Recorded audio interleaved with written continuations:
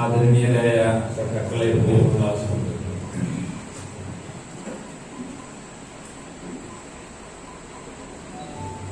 ഒരുപക്ഷെ കേരളത്തിലെ നിരവധി വേദികളിൽ ഇതിനകം ചർച്ച ചെയ്യപ്പെട്ട ഒരു പ്രമേയമാണ് ഇവിടുത്തെ സമ്മേളനത്തിന്റെ ഭാഗമായി ചർച്ചയ്ക്കെടുക്കുന്നത് എന്നതുകൊണ്ട് തന്നെ ഈ വിഷയത്തിന്റെ പ്രാധാന്യം നമുക്ക് ഊഹിക്കാവുന്നതാണ്. 100 വർഷം മുമ്പ് നടന്ന ഒരു കാര്യത്തെ നമ്മൾ എന്തിനാണ് ഓർക്കുന്നത്? അതാണ് ഒന്നാമത്തെ ചോദ്യം. നാം ഒരു ജീവിതത്തിൽ നമുക്ക് നിരവധി അനുഭവങ്ങൾ ഉണ്ടാവും. ആ അനുഭവങ്ങൾ നാം ഓർത്തെടുക്കുന്നത്, ആ അനുഭവങ്ങളിൽ നിന്ന് നമുക്ക് നമ്മുടെ ജീവിതത്തെ അഭിമുഖീകരിക്കാനുള്ള കരുത്ത് ലഭിക്കുമെന്ന് ഉറപ്പുള്ളതുകൊണ്ടാണ്. അങ്ങനെ നമ്മുടെ സമകാല ജീവിതത്തെ അഭിമുഖീകരിക്കാൻ കരുത്ത് നൽകുന്ന ഒരു ഓർമ്മയെയാണ് നാം കൊണ്ടു നടക്കുന്നത്. നമ്മെ തളർത്തുന്ന ഓർമ്മകൾ, നമ്മെ വേദനിപ്പിക്കുന്ന ഓർമ്മകൾ, ആ ഓർമ്മകൾ കൊണ്ടു നടക്കാൻ നാം ഒരിക്കലും ആഗ്രഹിക്കുന്നില്ല. അതുകൊണ്ട് നാം ഓർമ്മകളെ കൂടെ കൊണ്ട് നടക്കുന്നത് അതിൽ നിന്ന് നമുക്ക് കരുത്ത് കിട്ടുമ്പോഴാണ്. ഇപ്പൊ മലബാർ കലാപം എന്ന് പറയുന്ന ഈ ഐതിഹാസികമായ സമരത്തിന്റെ 100 വർഷങ്ങൾക്ക് ഇപ്പുറം ഇരുന്ന് ആലോചിക്കുമ്പോൾ, അത് ഓർത്തെടുക്കാൻ ശ്രമിക്കുമ്പോൾ നാം ആഗ്രഹിക്കുന്നത് അതിൽ നിന്ന് നമുക്ക് ഒരു ഊർജം കിട്ടണം. അത് വേദനിപ്പിക്കുന്ന ഒരു ഓർമ്മയാണെങ്കിൽ അത് മറന്നു കളയുകയാണ് നല്ലത്. പക്ഷെ അതങ്ങനെ മറക്കാൻ പാടില്ല എന്നും നമ്മുടേതുപോലുള്ള ഒരു സമൂഹത്തിൽ, ഇന്നത്തെ ഒരു സമകാല രാഷ്ട്രീയ ജീവിതത്തിൽ ആ സമരത്തിന് വലിയ പ്രാധാന്യമുണ്ടെന്നും തിരിച്ചറിഞ്ഞതുകൊണ്ടാണ് കമ്മ്യൂണിസ്റ്റ് പാർട്ടി ഈ തരത്തിൽ മലബാർ കലാപം അതിന്റെ അടിസ്ഥാന ഘടകങ്ങളിലെല്ലാം ചർച്ച ചെയ്യണം, ജനങ്ങൾക്കിടയിൽ പ്രചരിപ്പിക്കണമെന്ന് തീരുമാനിച്ചു.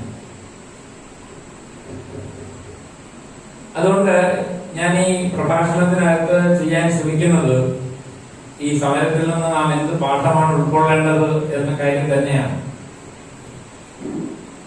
ഇത് പറയുമ്പോൾ 2 കാര്യങ്ങൾ ആമുഖമായി സൂചിപ്പിക്കേണ്ടതുണ്ടെന്ന് എനിക്ക് തോന്നുന്നു. ഒന്നാമത്തെ കാര്യം, നമ്മളിങ്ങനെ കുറച്ചാളുകൾ കൂടിയിരുന്ന് ഈ സമരത്തെ കുറിച്ച് ഇങ്ങനെയൊക്കെ ചർച്ച ചെയ്യുമ്പോൾ നമ്മളിൽ പെടാത്ത ചില ആളുകളും ഈ വിഷയം ചർച്ച ചെയ്യുന്നുണ്ട് എന്ന് നാം ഓർമ്മിക്കണം. ഇന്ന്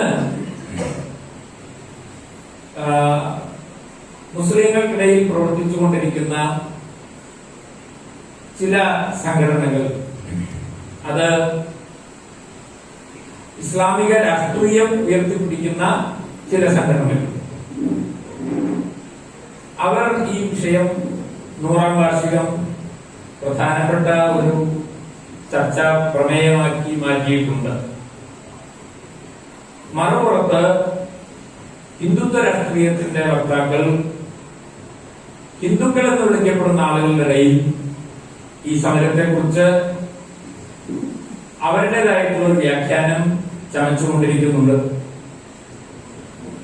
ഇവർക്കൊക്കെ വ്യാഖ്യാനം ചമയ്ക്കാനുള്ള കോപ്പ് ഈ സമരത്തിന്റെ അനുഭവത്തിനകത്തുണ്ട് എന്നതൊരു യാഥാർത്ഥ്യമാണ്. അതിലേക്ക് ഞാൻ വരാം.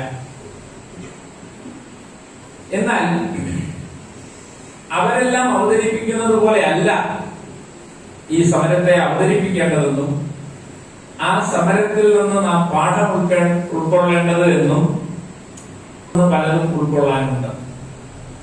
അപ്പൊ അതിനെ മുന്നോട്ട് കൊണ്ടുപോവുകയും നമ്മുടെ സാമൂഹ്യ ജീവിതത്തെ കൂടുതൽ കരുത്തുറ്റതാക്കി തീർക്കുകയും ചെയ്യണം.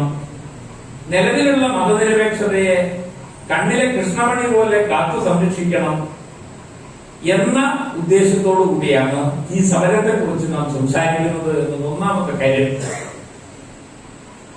രണ്ടാമത്തെ ഒരു കാര്യം, ഇവിടെ ഇപ്പോ ഞാൻ നോക്കുമ്പോ ഞാൻ പറയുന്ന കാര്യങ്ങളൊക്കെ ഒരുപക്ഷെ സ്വീകരിക്കാൻ സാധ്യതയുള്ള ഒരു ശ്രോതാക്കളുടെ സദസ്സിനെയാണ് ഞാൻ കാണുന്നത്. എന്നാൽ ഈ വിഷയം ഞാൻ മറ്റു ചില വേദികളിൽ സംസാരിച്ചിട്ടുണ്ട്. മുഴുവൻ ചെറുപ്പക്കാരായ, പക്ഷെ എന്റെ മകന്റെ ഒക്കെ പ്രായമുള്ള കുട്ടികൾ മാത്രമുള്ള ചില വേദികളിൽ ഞാനിത് സംസാരിക്കാൻ ശ്രമിച്ചിട്ടുണ്ട്. പക്ഷെ അവിടെ അവരെയൊക്കെ നിർബന്ധിച്ചത് കേൾക്കാൻ വേണ്ടി ഇരുത്തുന്നത് പോലെയാണ് എനിക്ക് തോന്നിയിട്ടുള്ളത്. ഞാൻ സംസാരിച്ചുകൊണ്ടിരിക്കുമ്പോഴൊക്കെ അവര് തലകുനിച്ചിരുന്ന് അവരുടെ മൊബൈൽ ഫോണിൽ എന്തോ നോക്കിക്കൊണ്ടിരിക്കുകയും, അപ്പൊ അത് ഏതൊക്കെയോ നേതാക്കന്മാരും ആളുകളൊക്കെ പറഞ്ഞ് നമ്മൾ പിടിച്ചിരുത്തി, ക്ലാസ്സിലുണ്ടല്ലോ കുട്ടികളെ മാഷന്മാരൊക്കെ പിടിച്ചിരുത്തുന്നു, അതേപോലെ ഇരുത്തി ഇയാളുടെ പ്രസംഗം കുറച്ച് കേട്ടിട്ട് പോണമെന്ന് പറഞ്ഞുകൊണ്ട് അവിടെ ഇരുന്ന് കഷ്ടപ്പെട്ടു പോയ ചില ചെറുപ്പക്കാരുടെ സദസ്സുകളും ഞാൻ കണ്ടിട്ടുണ്ട്. അതല്പം അപകടകരമായ ഒരു പ്രവണതയാണെന്ന് എനിക്ക് തോന്നുന്നു. കാരണം നമ്മുടെ ഒരു പുതിയ മാധ്യമ സംസ്കാരം എന്ന് പറയുന്നത്, ആ മാധ്യമത്തിന് പല ഗുണങ്ങളുണ്ട്, അതിന്റെ ഗുണങ്ങളെ ഒന്നും ഞാൻ നിഷേധിക്കുന്നില്ല. പക്ഷെ അതിന്റെ ഒരു പ്രയാസം, അല്ലെങ്കിൽ അത് സൃഷ്ടിക്കുന്ന ഒരു പുതിയ അവബോധം എന്ന് പറയുന്നത്, നിങ്ങളിങ്ങനെ ഈ വർത്തമാനത്തിന്റെ എന്ന് പറഞ്ഞാൽ ഒന്നിന്റെ പിന്നാലെ ഒന്നായി പരസ്പര ബന്ധമില്ലാതെ ഒഴുകി പരക്കുന്ന വാർത്തകളുടെയും വിശേഷങ്ങളുടെയും നടുക്ക് അതിന്റെ പ്രളയത്തിൽപ്പെട്ട് മുങ്ങിച്ചാവുന്നവരായി നാം മാറിക്കൊണ്ടിരിക്കുക.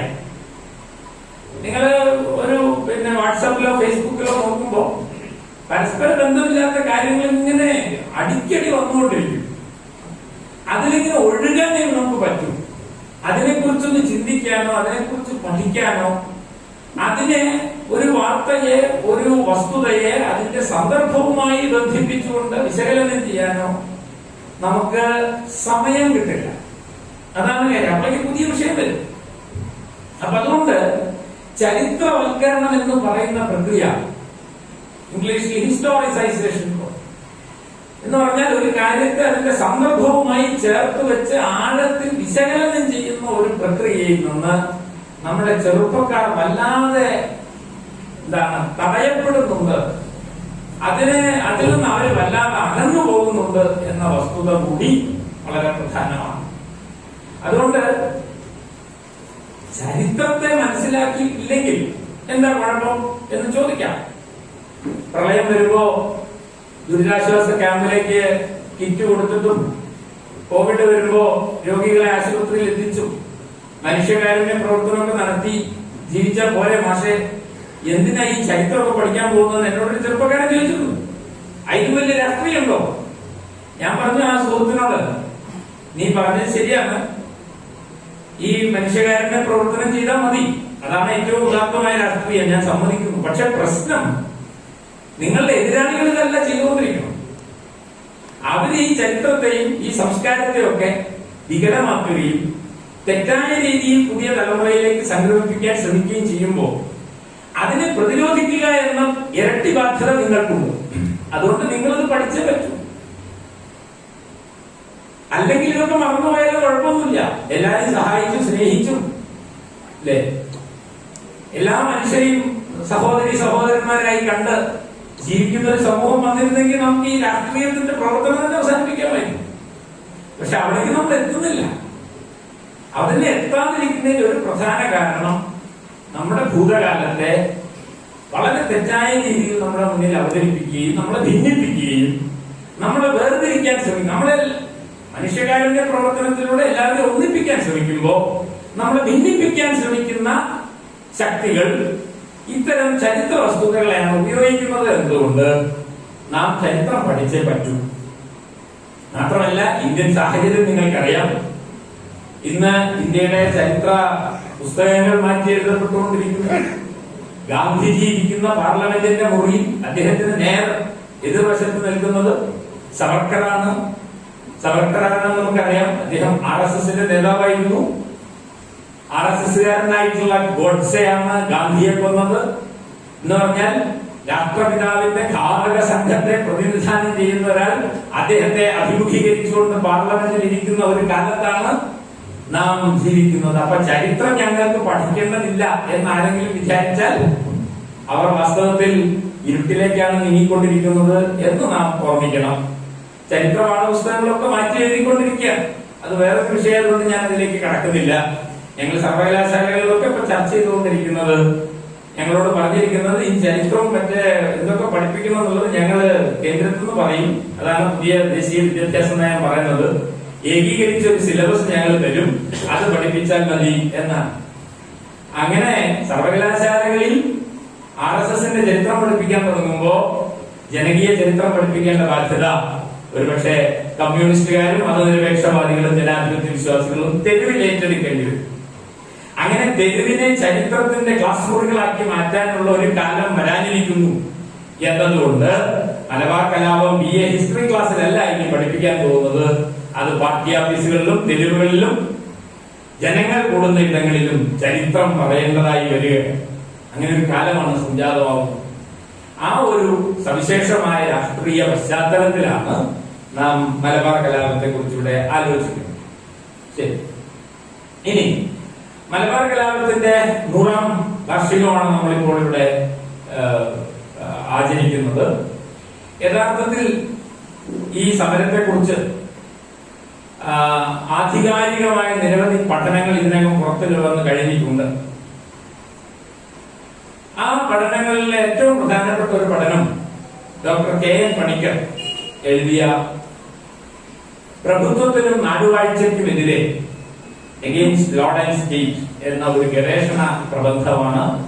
അത് മലയാളത്തിൽ പ്രഭുത്വത്തിനും നാടുവാഴ്ചയ്ക്കുമെതിരെ എന്ന പേരിൽ പ്രസിദ്ധീകരിച്ചിട്ടുണ്ട്. അതാണ് ഏറ്റവും പ്രധാനപ്പെട്ട ഒരു പഠനം. മറ്റൊരു പ്രധാനപ്പെട്ട ചരിത്ര കൃതി M. ഗംഗാധരൻ എഴുതിയ മലബാർ കലാപം എന്ന അദ്ദേഹത്തിന്റെ ഒരു ഗവേഷണ പ്രബന്ധം ആണ്. മൂന്നാമത്തെ മറ്റൊരു പ്രധാനപ്പെട്ട പുസ്തകം ഈ മലബാർ കലാപം ഒരു പുനർവായന എന്ന പേരിൽ ഡോക്ടർ KT ജലീൽ എഴുതിയ ഒരു പുസ്തകം ആണ്. അതും അദ്ദേഹത്തിന്റെ ഗവേഷണ പ്രബന്ധം തന്നെയാണ്. ഇവരൊക്കെ 3 പേരും ചരിത്രകാരന്മാരാണ്. നമ്മളെ പോലെ ചരിത്രം കേൾക്കുക മാത്രം ചെയ്യുന്ന ആളുകളല്ല. ചരിത്രം പഠിക്കുകയും ചരിത്രത്തിൽ ഗവേഷണം ചെയ്യുകയും ചരിത്രം പഠിപ്പിക്കുകയും ചെയ്യുന്ന ധൈഷണികരാണ് ഞാൻ ഈ പറഞ്ഞ 3 ആളുകളും. ഇവര് മാത്രമല്ല, ആദ്യകാലത്ത് ബ്രിട്ടീഷ് ചരിത്രകാരനായിരുന്ന കൊണറാഡ് വുഡ്, അദ്ദേഹം മലബാർ കലാപത്തിന്റെ അടിവേരുകൾ എന്ന പേരിൽ വളരെ ശാസ്ത്രീയമായ ഒരു ചരിത്ര ഗ്രന്ഥം ഇതേ സംബന്ധിച്ചുണ്ടായിട്ടുണ്ട്. ഈ പഠനങ്ങളെല്ലാം സാമാന്യമായി സൂചിപ്പിക്കുന്ന ഒരു കാര്യം, മലബാർ കലാപം എന്ന് പറയുന്നതിന്റെ അടിസ്ഥാനം എന്താണ്? മലബാറിൽ ബ്രിട്ടീഷുകാര് വരുന്നതോടുകൂടി മലബാറിൽ സൃഷ്ടിക്കപ്പെട്ട സവിശേഷമായ ജന്മി കുടിയാൻ ബന്ധത്തിനകത്തുണ്ടായ സംഘർഷങ്ങളാണ് മലബാർ കലാപത്തിലേക്ക് നയിച്ചത് എന്നതാണ് ഒരു കാര്യം. ഞാനത് വിശദീകരിക്കും. രണ്ടാമത്തെ കാര്യം, മലബാറിലെ കുടിയാന്മാര് ബ്രിട്ടീഷുകാർക്കെതിരെ സാമ്രാജ്യത്വത്തിനെതിരെ നടത്തിയ ഒരു പോരാട്ടമാണ് മലബാർ കലാപം. ഇതാണ് രണ്ടാമത്തെ കാര്യം. ഇങ്ങനെ മലബാറിൽ ദേശീയ പ്രസ്ഥാനം രൂപപ്പെട്ടു വന്ന കാലത്ത് ദേശീയ പ്രസ്ഥാനത്തിന്റെയും ഖിലാഫത്ത് പ്രസ്ഥാനത്തിന്റെയും ഒരു ഒരു യോജിപ്പിലൂടെ സഹകരണത്തിലൂടെ നടന്ന ഈ സമരം പക്ഷേ അതിനിഷ്ഠൂരമായി അടിച്ചമർത്തപ്പെട്ടത് അതിനകത്ത് മതപരമായ വേർതിരിവുകളും ഭിന്നിപ്പുകളും ഉണ്ടായതുകൊണ്ടാണ്. അപ്പൊ ഈ സമരം പരാജയപ്പെടാനുണ്ടായ കാരണം വർഗീയതയാണ്. എന്നാൽ ഈ സമരത്തെ മുന്നോട്ട് നയിച്ചതും ഒരു പരിധിവരെ അതിനെ വിജയിപ്പിച്ചതും അതിനകത്തുള്ള ഹിന്ദു മുസ്ലിം മൈത്രിയും അതിന്റെ അകത്ത് നിലനിൽക്കുന്ന ജന്മിത്വ സാമ്രാജ്യത്വ വിരുദ്ധ രാഷ്ട്രീയവും. അപ്പോ അതില് നമ്മൾ സ്വീകരിക്കേണ്ട ചില ഘടകങ്ങളുണ്ട്. ഇനിയും സമരം ചെയ്യുന്ന സമയത്ത് വരാൻ പാടില്ലാത്ത ചില ഘടകങ്ങളും ആ സമരത്തിലുള്ള ചില പാഠങ്ങൾ നമുക്ക് പഠിക്കാനുണ്ട്. അപ്പൊ ഈ ത്രിമാനമുള്ള അല്ലെങ്കിൽ ത്രിമാനങ്ങളുള്ള ഒരു സമരമായിരുന്നു മലബാർ കലാപം. ജന്മിത്വ വിരുദ്ധ സമരം, സാമ്രാജ്യത്വ വിരുദ്ധ സമരം, ഹിന്ദു മുസ്ലിം മതങ്ങളുടെ അകത്തുണ്ടായ ഭിന്നിപ്പ് അല്ലെങ്കിൽ നമ്മുടെ മതമൈത്രിയിലുണ്ടായ ഭിന്നിപ്പ്, ഈ മൂന്ന് വശങ്ങളും ഈ സമരത്തിനുണ്ട്. ഇതാണ് കെ എൻ പണിക്കർ പറയുന്നത്, ഇതാണ് എം ഗംഗാധരൻ പറയുന്നത്, ഇതാണ് കെ ടി ജലീൽ പറയുന്നത്, കൊടനാട്ടൂർ പറയുന്നത്. ഇതിനെക്കുറിച്ച് ശാസ്ത്രീയമായി പഠിച്ച ചരിത്രകാരന്മാരെല്ലാം ഞാൻ ഈ പറഞ്ഞ കാര്യമാണ് പറഞ്ഞിട്ടുള്ളത്. പക്ഷേ ഈ കാര്യം ഈ ചരിത്രകാരന്മാരൊക്കെ പറയുന്നതിന് മുമ്പ് പറഞ്ഞൊരു പ്രസ്ഥാനമുണ്ട് ഈ രാജ്യത്ത്. അത് കമ്മ്യൂണിസ്റ്റ് പാർട്ടിയാണ്.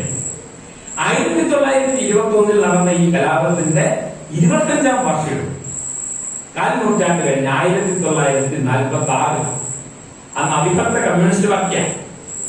ആ അവിഭക്ത കമ്മ്യൂണിസ്റ്റ് പാർട്ടി പുറത്തിറക്കിയ ഒരു രേഖയും ഈ സന്ദർഭത്തിൽ ഈ പാർട്ടിയുടെ സമ്മേളനം നടത്തുന്ന സമയത്ത് നിങ്ങൾ ഞാൻ ഈ പറഞ്ഞ പുസ്തകം ഒന്നും വായിച്ചിട്ടില്ലെങ്കിലും 3 പേജ് വരുന്ന ആ ഡോക്യുമെന്റ്, ആ രേഖ വായിച്ചിരിക്കണം. 1921 ആഹ്വാനവും താക്കീതും എന്നാണ് ആ രേഖയുടെ പേര്. കമ്മ്യൂണിസ്റ്റ് പാർട്ടിക്ക് എക്കാലത്തും അഭിമാനത്തോടു കൂടി പറയാം, ഈ സമരത്തെ വലിയ ബുദ്ധിജീവികളായ ചരിത്രകാരന്മാരെ ശരിയായി വിലയിരുത്തുന്നതിന് മുമ്പ് ഈ പറഞ്ഞ 3 കാര്യങ്ങളും എടുത്തു പറഞ്ഞൊരു രേഖയാണ് ആഹ്വാനവും താക്കീതും. ഇതാണ് വാക്ക്. ആഹ്വാനം എന്ന് പറഞ്ഞാൽ നമ്മളത് സ്വീകരിക്കേണ്ടത്, താക്കീത് എന്ന് പറഞ്ഞാൽ ശ്രദ്ധിക്കണം, ഇത് സംഭവിക്കരുത്. അത് രണ്ടും പറഞ്ഞ ഒരു രേഖയാണ് 1921 ആഹ്വാനവും താക്കീതും. നമ്മൾ മനസ്സിലാക്കുന്നിടത്തോളം അത് EMS ആണ് വാസ്തവത്തിൽ എഴുതിയുണ്ടാക്കിയത്. കമ്മ്യൂണിസ്റ്റ് പാർട്ടി അംഗീകരിച്ച ഒരു രേഖയാണ്. ആ രേഖയില് ആദ്യത്തെ ഒരു ഭാഗം ഞാനൊന്ന് വായിക്കാം. 1921 ആഗസ്റ്റ് 20-ാം തീയതിയാണ് മാപ്പിള ലഹള, അത് കോമന്റില്ല എന്ന പേരിൽ അറിയപ്പെടുന്നതും അതിനു മുമ്പോ പിമ്പോ കേരളത്തിന്റെ ചരിത്രത്തിൽ ഉണ്ടായിട്ടില്ലാത്തത്ര വമ്പിച്ചതുമായ സാമ്രാജ്യ വിരോധ സമരം തിരൂരങ്ങാടിയിലും പരിസര പ്രദേശങ്ങളിലും വെച്ച് തുടങ്ങിയത്. നിരക്ഷരരും നിരായുധരുമായ സാധു കൃഷിക്കാർക്ക് പോലും വമ്പിച്ച സന്നാഹങ്ങളോടുകൂടിയ സാമ്രാജ്യാധിപത്യത്തെ ആയുധമെടുത്തെതിർക്കാൻ കഴിയുമെന്ന് കാണിച്ച ആ ധീര സമരത്തിന്റെ പാവന സ്മരണയെ ഒന്നുകൂടി പുതുക്കാൻ കമ്മ്യൂണിസ്റ്റ് പാർട്ടി ഈ അവസരം ഉപയോഗിക്കുന്നു. ഈ വാചകം 75 കൊല്ലം കഴിഞ്ഞാൽ ഇന്ന് തിരുവാലിയിൽ വായിച്ചാലും ശരിയാണ്. അതാണ് ആ വാക്യത്തിന്റെ ഗുണം. അപ്പൊ ഈ സമരത്തെ, അതിന്റെ ഭാവന സ്മരണയെ ഒന്നും കൂടി പുതുക്കാനാണ് കമ്മ്യൂണിസ്റ്റ് പാർട്ടി ഈ അവസരം ഉപയോഗിക്കുന്നത്. തുടർന്ന് പറയുന്നത് എന്താ? കോൺഗ്രസിന്റെയും ഖിലാഫത്ത് കമ്മിറ്റിയുടെയും സമര സന്ദേശം കേട്ട് ചെകുത്താൻ ഭരണത്തെ എതിർക്കാൻ മുമ്പോട്ട് വന്ന 10,000-കണക്കിലുള്ള ധീരരായ മാപ്പിളമാരുടെ അന്നത്തെ ശൗര്യത്തെയും പാർട്ടി അകം നിറഞ്ഞ അഭിമാനത്തോടുകൂടി അനുസ്മരിക്കുന്നു. ആ സമരത്തിൽ പങ്കെടുത്ത മുഴുവൻ മനുഷ്യരെയും ആത്മാഭിമാനത്തിന്റെ പ്രതീകങ്ങളായാണ് കമ്മ്യൂണിസ്റ്റ് പാർട്ടി കാണുന്നത്. അക്കാര്യത്തിൽ ഒരു സംശയവും കമ്മ്യൂണിസ്റ്റ് പാർട്ടിക്കില്ല. ആ സമരത്തിന്റെ പേരിൽ ഒലിഞ്ഞുപോയ ജീവിതങ്ങളെ നമ്മൾ അഭിമാനത്തോടും ആദരവോടും കൂടിയാണ് ഓർമ്മിക്കുന്നത് എന്ന കാര്യം എപ്പോഴും മനസ്സിലുണ്ടാവും. ഇതേക്കുറിച്ച് ഒരു കാര്യം സൂചിപ്പിക്കാൻ ഞാൻ ആഗ്രഹിക്കുന്നു. കഴിഞ്ഞ ദിവസം ഞാൻ പുഴക്കാട്ടിരി പഞ്ചായത്തിൽ ഇതേ വിഷയം ചർച്ച ചെയ്യാം. പുഴക്കാട്ടിരി പഞ്ചായത്തൊക്കെ വളരെ വൈകാരികമായിട്ട് ഈ വിഷയം സംസാരിക്കാൻ പറ്റുള്ളൂ. കാരണം MP നാരായണമേനോന്റെ നാടാണ്. MP നാരായണമേനോന്റെയും കട്ടിലശ്ശേരി മുഹമ്മദ് മുസ്ലിയാരുടെയും നാടാണ് പുഴക്കാട്ടിരി. അപ്പൊ എന്റെ വേദിയിലുണ്ടായിരുന്ന കട്ടിലശ്ശേരി മുഹമ്മദ് മുസ്ലിയാരുടെ മകളുടെ മകളാണ് എന്റെ കൂടെ ഉണ്ടായിരുന്നു സംസാരിക്കാൻ. എന്തൊരു ആവേശകരമായ അനുഭവമാണ് അതൊക്കെ. MP നാരായണന്റെ ഒക്കെ ജീവിതം ഇപ്പോ പിന്നെ സുരേഷ് തിരുവാലിയെ പോലെയുള്ള ആദരണീയരായിട്ടുള്ള സിനിമാ പ്രവർത്തകരൊക്കെ ഇരിക്കുന്ന ഒരു വേദിയിൽ എനിക്ക് സൂചിപ്പിക്കാനുള്ളത്, അല്ലെങ്കിൽ എനിക്ക് നമ്മളോട് ചോദിക്കാനുള്ള ചോദ്യം, ഇത്രയും ആവേശകരമായ അനുഭവങ്ങളുള്ള ഒരു സമരം എന്തുകൊണ്ടാണ് നമ്മുടെ സിനിമകളിലേക്കോ നോവലിലേക്കോ കഥയിലേക്കോ ഒന്നും കടന്നു വരാതിരുന്നത് എന്നത് ഗൗരവമായ ഒരു ആലോചനയ്ക്ക് വിധേയമാക്കണം. 921 എന്ന് പറഞ്ഞിട്ട് T. രാമോദരന്റെ പഴയൊരു സിനിമ ഉണ്ട്. അതല്ലാതെ ഒരുപക്ഷെ യൂറോപ്പിലോ ലാറ്റിൻ അമേരിക്കയിലോ ഒക്കെയാണ് ഇതുപോലത്തെ ഒരു അനുഭവം ഉണ്ടായിരുന്നെങ്കിൽ എത്ര സിനിമകൾ ഉണ്ടാവും. ആ കട്ടിലശ്ശേരി മുഹമ്മദ് മുസ്ലിയാരുടെ ജീവിതം മതി ഒരു സിനിമ ഉണ്ടാക്കാൻ. ഇപ്പൊ ഈ അടുത്ത കാലത്താണ് ആഷിഖ് കപൂർ വാര്യംകുന്നത്ത് കുഞ്ഞഹമ്മദാജിനെ പറ്റി സിനിമ ഉണ്ടാക്കിയല്ലോ എന്നൊരു ആലോചന നടത്തി അവസാനിപ്പിച്ചു എന്നാണ് ഞാൻ മനസ്സിലാക്കിയത്. അപ്പോഴേക്ക് തർക്കങ്ങളാണ്, വർഗീയതയും വിഭാഗീയതയും ഒക്കെ അതിനകത്ത് കയറി വരിക.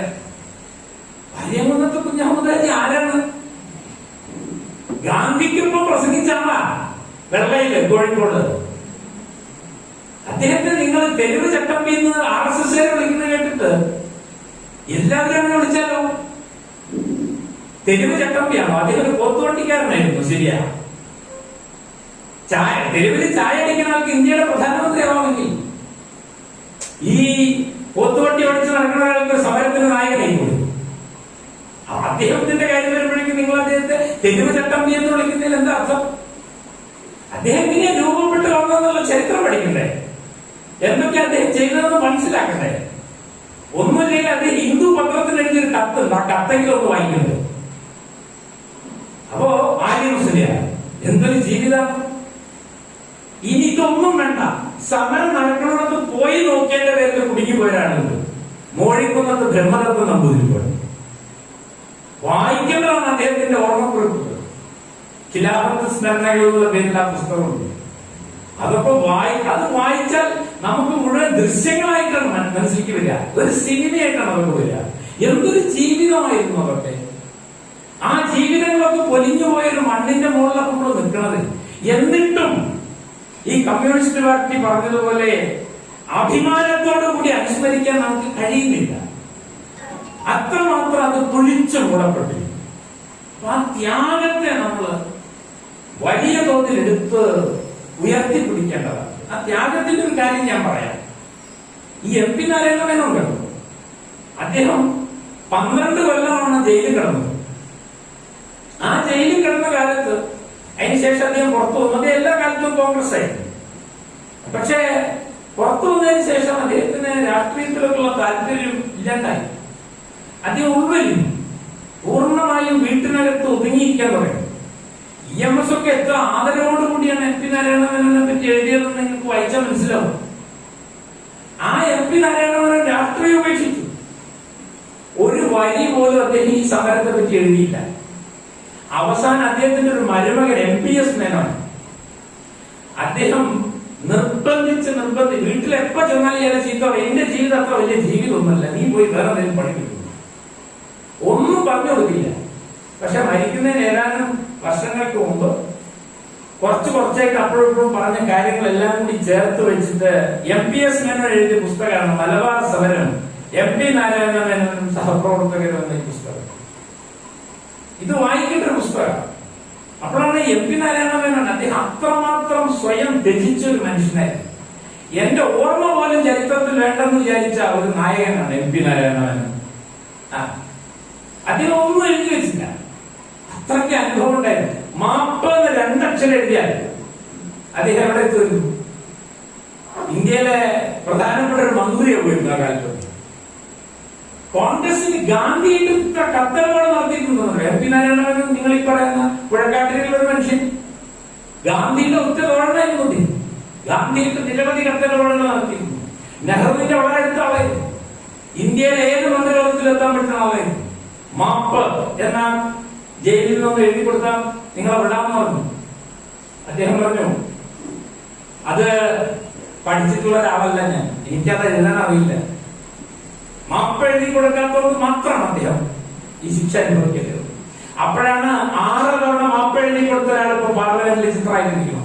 6 തവണ മാപ്പ് മാപ്പ് മാപ്പ് മാപ്പ് എന്ന്. 911-നും 913-നും 6 മാപ്പ് എഴുതി കൊടുത്ത ആളാണ് സവർക്കർ. അയാളാണ് വീര സവർക്കർ. ഒരു വീരത്വമില്ല. വീരനാരായണമേനോനാണ്. നമ്മുടെ വാര്യംകുന്നത്ത് കുഞ്ഞഹമ്മദാജിനോട് പറഞ്ഞു, നിങ്ങൾ കീഴടങ്ങിയാൽ നിങ്ങളെ ഞങ്ങൾ മക്കയിലേക്ക് നകരും. മക്ക എന്ന് പറഞ്ഞാൽ വാര്യംകുന്നത്ത് കുഞ്ഞഹമ്മദാജിനെ സംബന്ധിച്ചിടത്തോളം സ്വർഗം പോലൊരു സ്ഥലമാണ്. ബ്രിട്ടീഷുകാർ പറഞ്ഞു, നിങ്ങൾ ഞങ്ങൾക്ക് കീഴടങ്ങിയാൽ ഞങ്ങൾ ഒന്നും ചെയ്യില്ല, നിങ്ങളെ മക്കയിലേക്ക് പറഞ്ഞേക്കാം. അദ്ദേഹം പറഞ്ഞെന്താണ്? മക്ക എനിക്ക് വളരെ പ്രിയപ്പെട്ടതാണ്, പക്ഷെ അതിനേക്കാൾ പ്രിയപ്പെട്ടതാണ് എനിക്ക് എന്റെ സ്വരാജ്യം എന്ന് പറഞ്ഞ ഒരാളുടെ പേരാണ് വാര്യംകുന്നത്ത് കുഞ്ഞഹമ്മദ് ഹാജി. അദ്ദേഹത്തെ ബ്രിട്ടീഷുകാർ അറസ്റ്റ് ചെയ്തപ്പോ അദ്ദേഹം പറഞ്ഞെന്താ? എന്നെ നിങ്ങൾ വെടിവെച്ച് കൊല്ലുകയാണെങ്കിൽ മുന്നിൽ നിന്ന് നെഞ്ചിലേക്ക് വെടിവെക്കണം, പിന്നെന്ന് വെടിവെക്കരുത്. പഴശ്ശിരാജാവ് പറഞ്ഞ ഓർമ്മയില്ല? അത് പഴശ്ശിരാജാവും വാര്യംകുന്നത്ത് കുഞ്ഞഹമ്മദ് ഒരേ കാര്യമാണ് ബ്രിട്ടീഷുകാരോട് പറഞ്ഞത്. എന്നെ വെടിവെക്കുകയാണെങ്കിൽ ധീരനായ ഒരു പോരാളിയോട്, അഭിമാനിയായ ഒരു പോരാളിയോട് പെരുമാറണം, എന്റെ വീര്യത്തെ അപമാനിക്കുന്നു. അതാ പറഞ്ഞു. അങ്ങനെയാണ് വാര്യംകുന്നത്ത് കുഞ്ഞഹമ്മദ് ഹാജിനെ കോട്ടക്കുന്ന് കൊണ്ടുപോയി വെടിവെച്ചു പോകുന്നത്. അപ്പൊ അങ്ങനെ എന്തെല്ലാം അനുഭവങ്ങളാണ്. ഈ നാരായണന്റെ പുസ്തകത്തിൽ പറയുന്നത് ഈ സമരത്തിന് 4-5 ഘട്ടങ്ങളാണ് ഉണ്ടായിരുന്നെന്ന് പറയുന്നത്. അതൊന്നും ഞാൻ വിശദീകരിക്കുന്നില്ല. അതിൽ 5ാം ഘട്ടം ഒന്ന് വായിച്ചു. 5ാം ഘട്ടത്തിൽ പറഞ്ഞതാ 1922 മാർച്ച് മുതൽ വിചാരണ, ക്ഷാമം, ക്ഷേമ പ്രവർത്തനങ്ങൾ എന്നിവയുടേതായി പോലീസുകാരും രാഷ്ട്രീയക്കാരും വീണ്ടും സജീവമായി. വധശിക്ഷ, നാടുകടത്ത്, തടവ്, കൂട്ടപ്പിഴകൾ എന്നിവ വമ്പിച്ച തോതിൽ ഇക്കാലത്ത് നടന്നു. ഉപലബ്ധമായ രേഖകളനുസരിച്ച് 10,000-ലേറെ മാപ്പിളമാർ ഈ വിപ്ലവത്തിൽ മരണപ്പെട്ടു. 10,000 മനുഷ്യരാണ് മരിച്ചുപോയത്. 50,000 പേർ അറസ്റ്റ് ചെയ്യപ്പെട്ടു. 1,50,000 മനുഷ്യന്മാരെ അറസ്റ്റ് ചെയ്തു. 20,000-ലേറെ മനുഷ്യരെ നാടുകടത്തി അന്തമാനിലേക്ക് പറ്റി. 10,000-ലേറെ ആളുകളെ കാണാനില്ല. എനിക്ക് പരിചയമുള്ള ഒരു കമ്മ്യൂണിസ്റ്റ് നേതാവുണ്ട്. ഞാൻ അദ്ദേഹത്തിന്റെ പേര് പറയുന്നില്ല, അദ്ദേഹം മരിച്ചു. ഞാൻ പഠിക്കുന്ന കാലത്ത് ഞാൻ അദ്ദേഹത്തെ ഒരിക്കൽ ഇന്റർവ്യൂ ചെയ്തു. അദ്ദേഹത്തിന്റെ ഒരു പ്രശ്നം, അദ്ദേഹം സമുന്നതനായ, നമ്മുടെ ജില്ലയിലെ സമുന്നതനായ നേതാവായി. അദ്ദേഹത്തിന് ഇടയ്ക്കൊരു ഉന്മാദം വരുമായിരുന്നു കുറച്ച് സമയത്ത്. ആ സമയത്ത് അദ്ദേഹം എല്ലാവരിൽ നിന്നും ലീവ് എടുത്ത് വീട്ടില് ചികിത്സയ്ക്ക് പോകും. ഒരിക്കൽ ഞാൻ അദ്ദേഹത്തോട് ചോദിച്ചു, എങ്ങനെയാണ് താങ്കൾക്ക് ഈ അസുഖം വരുന്നതിന്റെ പശ്ചാത്തലം എന്താണ്? അദ്ദേഹത്തിന്റെ ഓർമ്മയൊക്കെ ശരിക്കും നിൽക്കുന്ന സമയത്ത് ഞാൻ ചോദിച്ചു ഒരു ഇന്റർവ്യൂ. അദ്ദേഹം പറഞ്ഞു, മോനെ, ഞാൻ 2-3 വയസ്സുള്ളപ്പോൾ എന്റെ ഉപ്പ നാട്ടിലൊരു തല്ലുകാരന്, നാട്ടില് പണ്ടുള്ള ആൾക്കാരങ്ങനെ എന്തെങ്കിലും പ്രശ്നം ഉണ്ടായാൽ അവിടേക്കൊക്കെ കയറി ചെല്ലുക, ഇടയിൽ നിൽക്കുക, അങ്ങനെയൊക്കെയുള്ള ഒരാളാണ്. കൃഷിക്കാരനാണ്, നല്ല ബോഡിയൊക്കെ ഉള്ള ഒരാളാണ്. ഈ പറഞ്ഞ 1922 അദ്ദേഹം കലാപത്തിൽ പങ്കെടുത്ത ആളൊന്നല്ല.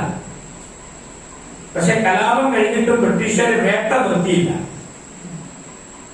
അപ്പൊ ഈ പറഞ്ഞ നമ്മുടെ നേതാവിന്റെ പിതാവ്, അദ്ദേഹത്തിന്റെ വാപ്പയും പോലീസ് അന്വേഷിച്ച് വരാൻ തുടങ്ങി. കള്ളക്കേസ് കൊടുക്കാറുണ്ട്. അപ്പൊ അദ്ദേഹം നാട് വിട്ടുപോയി. കുറെ കാലത്തിന് ശേഷം അദ്ദേഹം നാട്ടിലേക്ക് വന്നു. നാട്ടിലേക്ക് വന്നപ്പോ അപ്പോഴേക്ക് ഇയാൾ കുറച്ച് വല്ലായിരുന്നു. ഒരു ദിവസം വാപ്പി ഇയാളും കൂടി ഈ പാടത്തൊരു ചെറിയ കുഴിയിൽ വെള്ളം, അവിടെ കുളിക്കാൻ പോയി. മേലെ എണ്ണയൊക്കെ തേച്ച് വാപ്പി ഇയാളും കൂടി ഇയാളെ കൈ പിടിച്ച് കുളിക്കാൻ പോയി. ഇയാളെ ആ കുഴിയിൽ നിന്ന് കുളിപ്പിച്ച് കയറ്റി നിർത്തി. അപ്പോഴാണ് ഒരാൾ വന്ന് പറഞ്ഞു, നിങ്ങൾ അന്വേഷിച്ച് പോലീസ് വരുന്നത്. അപ്പൊ മോനോട് പറഞ്ഞ മണിജിവിടക്ക് ഞാൻ പോരാ. അങ്ങനെ പോയതാ വാപ്പ. പിന്നെ വാപ്പനെ കണ്ടില്ല. ആ മനുഷ്യനാണ് നിരന്തരം ഈ ഓർമ്മ തെറ്റി ഉന്മാദിയായി തീരുന്നത്. അപ്പൊ ആ ഉന്മാദം ശരീരത്തിന്റെ കുഴപ്പം കൊണ്ട് വരുന്നതല്ല, അതൊരു രാഷ്ട്രീയ ഉൽപ്പന്നമാണ്. ഭ്രാന്ത് രാഷ്ട്രീയ ഉൽപ്പന്നമാണെന്ന് പഠിക്കാൻ നിങ്ങൾ യൂറോപ്പിലേക്കൊന്നും കൊണ്ട. ഈ പറഞ്ഞ തിരുവാലിയിലും മഞ്ചേരിയിലും പിന്നെ ഒക്കെ തുറൂരൊക്കെ പോയി നോക്കിയാൽ മതി. നിങ്ങള് ഈ നമ്മുടെ കുതിരവട്ടം മാനസിക ആശുപത്രിയെ പറ്റി കേട്ടിരുന്നു? അത് ആരംഭിച്ചതെന്നാ മതി ഈ മലബാർ കലാപം കഴിഞ്ഞതിന് ശേഷം. ആ മലബാർ കലാപം കഴിഞ്ഞതിന് ശേഷം അവിടെ ബ്രിട്ടീഷുകാർ ആരംഭിച്ചതാണ് കുതിരവട്ട മാനസികാശുപത്രി. അവിടെ ആദ്യമായിട്ട് ചികിത്സയ്ക്ക് വന്നതാരെന്ന് പറയും പൂക്കോട്ടൂരിലുള്ള 5-6 സ്ത്രീകളാണ്. ആ സ്ത്രീകൾക്ക് എങ്ങനെ ഭ്രാന്ത് വന്ന് ഭർത്താക്കന്മാരെയും മക്കളെയും ബാപ്പമാരെയും ഒക്കെ തെങ്ങിനോട് ചേർത്ത് കെട്ടി വെടിവെച്ച് കൊല്ലുന്ന രംഗം, അതിഭീകരമായ രംഗമാണ് ആ സ്ത്രീകളുടെ സമനില തെറ്റിച്ചത്. അങ്ങനെ അവർ രോഗികളായിരുന്നു. അങ്ങനെ തീക്ഷ്ണമായ ജീവിതാനുഭവങ്ങളിലൂടെ കടന്നു വന്നവരാണ് നമ്മുടെ പൂർവ്വപിതാക്കൾ എന്ന് അറിയുമ്പോഴാണ് കമ്മ്യൂണിസ്റ്റ് പാർട്ടി എഴുതിയ ഈ വാചകമുണ്ടല്ലോ, അകം നിറഞ്ഞ അഭിമാനത്തോടു കൂടി പാർട്ടി അനുസ്മരിക്കുന്നു എന്ന് പറഞ്ഞ ആ വാക്ക് വെറുതെ എഴുതിയതല്ല. ആ വേദനകൾ മുഴുവൻ ഞങ്ങൾ ഏറ്റെടുക്കുന്നു എന്നാണ് അർത്ഥം. ആ വേദന ഉണ്ടാക്കിയതല്ല, ബ്രിട്ടീഷുകാരാണ്, സാമ്രാജ്യത്വ ശക്തികളാണ്. ആ സാമ്രാജ്യത്വ ശക്തികൾ ഇപ്പോഴും ഇവിടുന്ന് പോയിട്ടില്ല. ഈ സാമ്രാജ്യത്വ ശക്തികളാണ് ഇന്ന് ഈ രാജ്യത്തെ കോർപ്പറേറ്റുകളുടെ രൂപത്തിൽ വന്ന് ഭരിച്ചുകൊണ്ടിരിക്കുന്നത്. ആ കോർപ്പറേറ്റുകൾക്ക് പരവതാനിരിക്കുന്നവരാണ് മോദിയും അദ്ദേഹത്തിന്റെ കൂടെയുള്ള ആളുകളും. പെട്രോളിനും ഡീസലിനും ദിവസം വില വർദ്ധിപ്പിക്കില്ലേ? കർഷകരെ സമരം ചെയ്തുകൊണ്ടിരിക്കില്ലേ? നിത്യോപയോഗ സാധനങ്ങളുടെ വില വർദ്ധിക്കില്ലേ? വാക്സിൻ പണം കൊടുത്ത് വിതരണം ചെയ്ത ഏതെങ്കിലും ഒരു ചരിത്രം ഇന്ത്യയുടെ ചരിത്രത്തിലുണ്ടോ? ഏതെങ്കിലും ഒരു കാലം ഇന്ത്യയുടെ ചരിത്രത്തിലുണ്ടോ? ഇല്ല. കോർപ്പറേറ്റുകളാണ് ഇന്ത്യ ഭരിക്കുന്നത്. ഈ കോവിഡ് കാലത്ത് നമ്മളൊക്കെ പാപ്പരായി പോയപ്പോഴും അതിസമ്പന്നരായ ആളുകൾ വീണ്ടും സമ്പന്നരാകുകയാണ് ചെയ്തതല്ലേ കണക്ക് വരുന്നത്. അപ്പൊ സമ്പന്നർ വീണ്ടും സമ്പന്നരാകുകയും കർഷകർ ദുരിതത്തിൽ നിന്ന് ദുരിതത്തിലേക്ക് പോവുകയും നിത്യോപയോഗ സാധനങ്ങളുടെ വില വർദ്ധിക്കുകയും ജീവിതം താറുമാറാവുകയും ചെയ്യുന്ന ഈ കാലത്തെ സൃഷ്ടിക്കുന്നത് പുത്തൻ സാമ്രാജ്യത്വമാണ്. ആ പുത്തൻ സാമ്രാജ്യത്വത്തിനെതിരെയുള്ള സമരത്തിൽ നാം പറയുകയാണ്, ഞങ്ങൾ 921 ജീവൻ പൊലിഞ്ഞു പോയ, ദുരിതങ്ങൾ അനുഭവിച്ച, മുറിവേറ്റ മുഴുവൻ മനുഷ്യരെയും സാഭിമാനം ഞങ്ങൾ അനുസ്മരിക്കുന്നു. അതാണ് അനുസ്മരണത്തിന്റെ അർത്ഥം. അതുകൊണ്ട് ഈ സമരത്തെ കുറിച്ച് നമ്മൾ പറയുമ്പോൾ അതിന്റെ വേദനാജനകമായ ഒരു ഭാഗം വളരെ പ്രധാനമാണ്. ഒരിക്കൽ ഞാൻ ഈ കേരളത്തിന്റെ പുറത്തൊരു സർവകലാശാലയിൽ കുറച്ചു കാലം ജോലി, ആന്ധ്രാപ്രദേശ്. അപ്പൊ അവിടെ വിശാഖപട്ടണം ഒരു സർവകലാശാല, വിശാഖപട്ടണം യൂണിവേഴ്സിറ്റി. അപ്പൊ അവിടെ ഞാൻ പോയപ്പോ ഒരു സെമിനാറിന് പോയതാണ്. അപ്പൊ അവിടെ പ്രബന്ധം അവതരിപ്പിക്കാൻ വന്ന ഒരു പ്രൊഫസർ അന്തമാനിൽ പോയിട്ട് ഗവേഷണമൊക്കെ നടത്തി വന്ന ആളാണ്. അപ്പൊ അദ്ദേഹത്തിന് ഈ സ്ലൈഡ് കാണിക്കും, അയാൾ പോയ സ്ഥലത്തെ കാര്യങ്ങളൊക്കെ ചാർട്ടൊക്കെ വരച്ച് കാണിക്കാൻ. സ്ഥലത്തിന്റെ പേര് നോക്കുമ്പോൾ തിരൂര്, താനൂര്, പൊന്നാനി, എടപ്പാട് എന്നൊക്കെ പേര്. അന്തമാനിലാണ് ഈ സ്ഥലത്തിന്റെ പേര്. അതായത് ആ സ്ഥലത്തിന് അവിടെ അങ്ങനെ പേര് വരാൻ കാരണം ഇവിടുന്ന് പോയ മനുഷ്യന്മാരാ. ഇവിടുന്ന് പോയ മനുഷ്യർക്ക് പിന്നെ ഇങ്ങോട്ട് വരാൻ പറ്റില്ല. അപ്പൊ അവര് ജീവിക്കുന്ന സ്ഥലത്തിന് തിരുവാനിന്നും മഞ്ചേരിന്നും പൊന്നാനിന്നും പേരിട്ടു. അവരല്ലേ യഥാർത്ഥത്തിൽ ദേശസ്നേഹികൾ? അല്ലാതെ ഈ ദേശ കോർപ്പറേറ്റുകൾക്ക് വിളിക്കുന്ന ദേശദ്രോഹികളാണോ യഥാർത്ഥ ദേശസ്നേഹികൾ? ആരുടെ പേരാണ് നിങ്ങൾ സ്വാതന്ത്ര്യ സമര പട്ടികയിൽ നിന്ന് വെട്ടിക്കളയേണ്ടത്? സവർക്കറുടെ സ്വാതന്ത്ര്യ സമരത്തിൽ ഒരു പങ്കും വഹിക്കാത്ത സവർക്കറെ പാർലമെന്റിൽ പ്രതിഷ്ഠിക്കുകയും ഈ സമരത്തിൽ ജീവൻ പൊലിഞ്ഞുപോയ മുഴുവൻ മനുഷ്യരുടെയും പേര് വെട്ടിക്കളയുകയും ചെയ്യുന്നതാണോ ചരിത്രം? അപ്പൊ അങ്ങനെ അതിക്രൂരമായി നമ്മുടെ ഭൂതകാലത്തോട് ഭരണവർഗം പെരുമാറിക്കൊണ്ടിരിക്കുമ്പോ ഇതല്ല ചരിത്രം എന്ന് പറയേണ്ട ബാധ്യത നമുക്കുണ്ട്.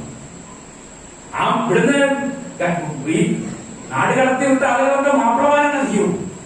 പക്ഷേ അവരുടെ നാടിന് മക്കാന്നോ മദീനാന്നല്ല പേരിട്ടത്.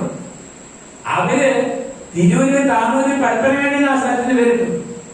സ്വന്തം ദേശം, ജന്മദേശം അത് ജീവനേക്കാൾ പ്രധാനമാണെന്ന് കരുതി അവരാണ് ദേശസ്നേഹികൾ എന്ന് 1946 കമ്മ്യൂണിസ്റ്റ് പാർട്ടി മനസ്സിലാക്കിയിട്ടുണ്ട്. അതെ. ഇനി രണ്ടാമത്തെ ഒരു കാര്യം, ഈ രേഖയിൽ ഞാൻ നിങ്ങളോട് പറഞ്ഞു, ഈ രേഖ തുടങ്ങുന്നത് തന്നെ മാപ്പിള ലഹള എന്നത് കോമേനുള്ളിലാണ്. എന്നിട്ട് അത് മാറ്റി മലബാർ കലാപം എന്ന് പേര് മാറ്റത്. അങ്ങനെ പേര് മാറ്റിയത് എന്തിനാ? ബ്രിട്ടീഷുകാരുടെ രേഖകളിൽ ഉടനീളം ഈ സമരത്തിന് മാപ്പിള ലഹള എന്നാണ് പേരിട്ടിരിക്കുന്നത്. മാപ്പിള റിവോൾട്ട്. അപ്പൊ ഈ മാപ്പിള റിവോൾട്ട് എന്ന് പറയുന്നതോടുകൂടി അതിനൊരു സാമുദായിക നിറം വരും. എന്തോ മാപ്പിളാരുടെ മതഭ്രാന്തന്മാരായ മാപ്പിളമാര് ഹിന്ദുക്കൾക്കും ബ്രിട്ടീഷുകാർക്കെതിരെ നടത്തിയ കലാപമാണെന്നാണ് ബ്രിട്ടീഷുകാർ എഴുതി വെച്ചിരിക്കുന്നത്. അപ്പോ അത് അങ്ങനെയല്ല, ഇത് മലബാറിൽ നടന്ന ഒരു സമരമാണ്.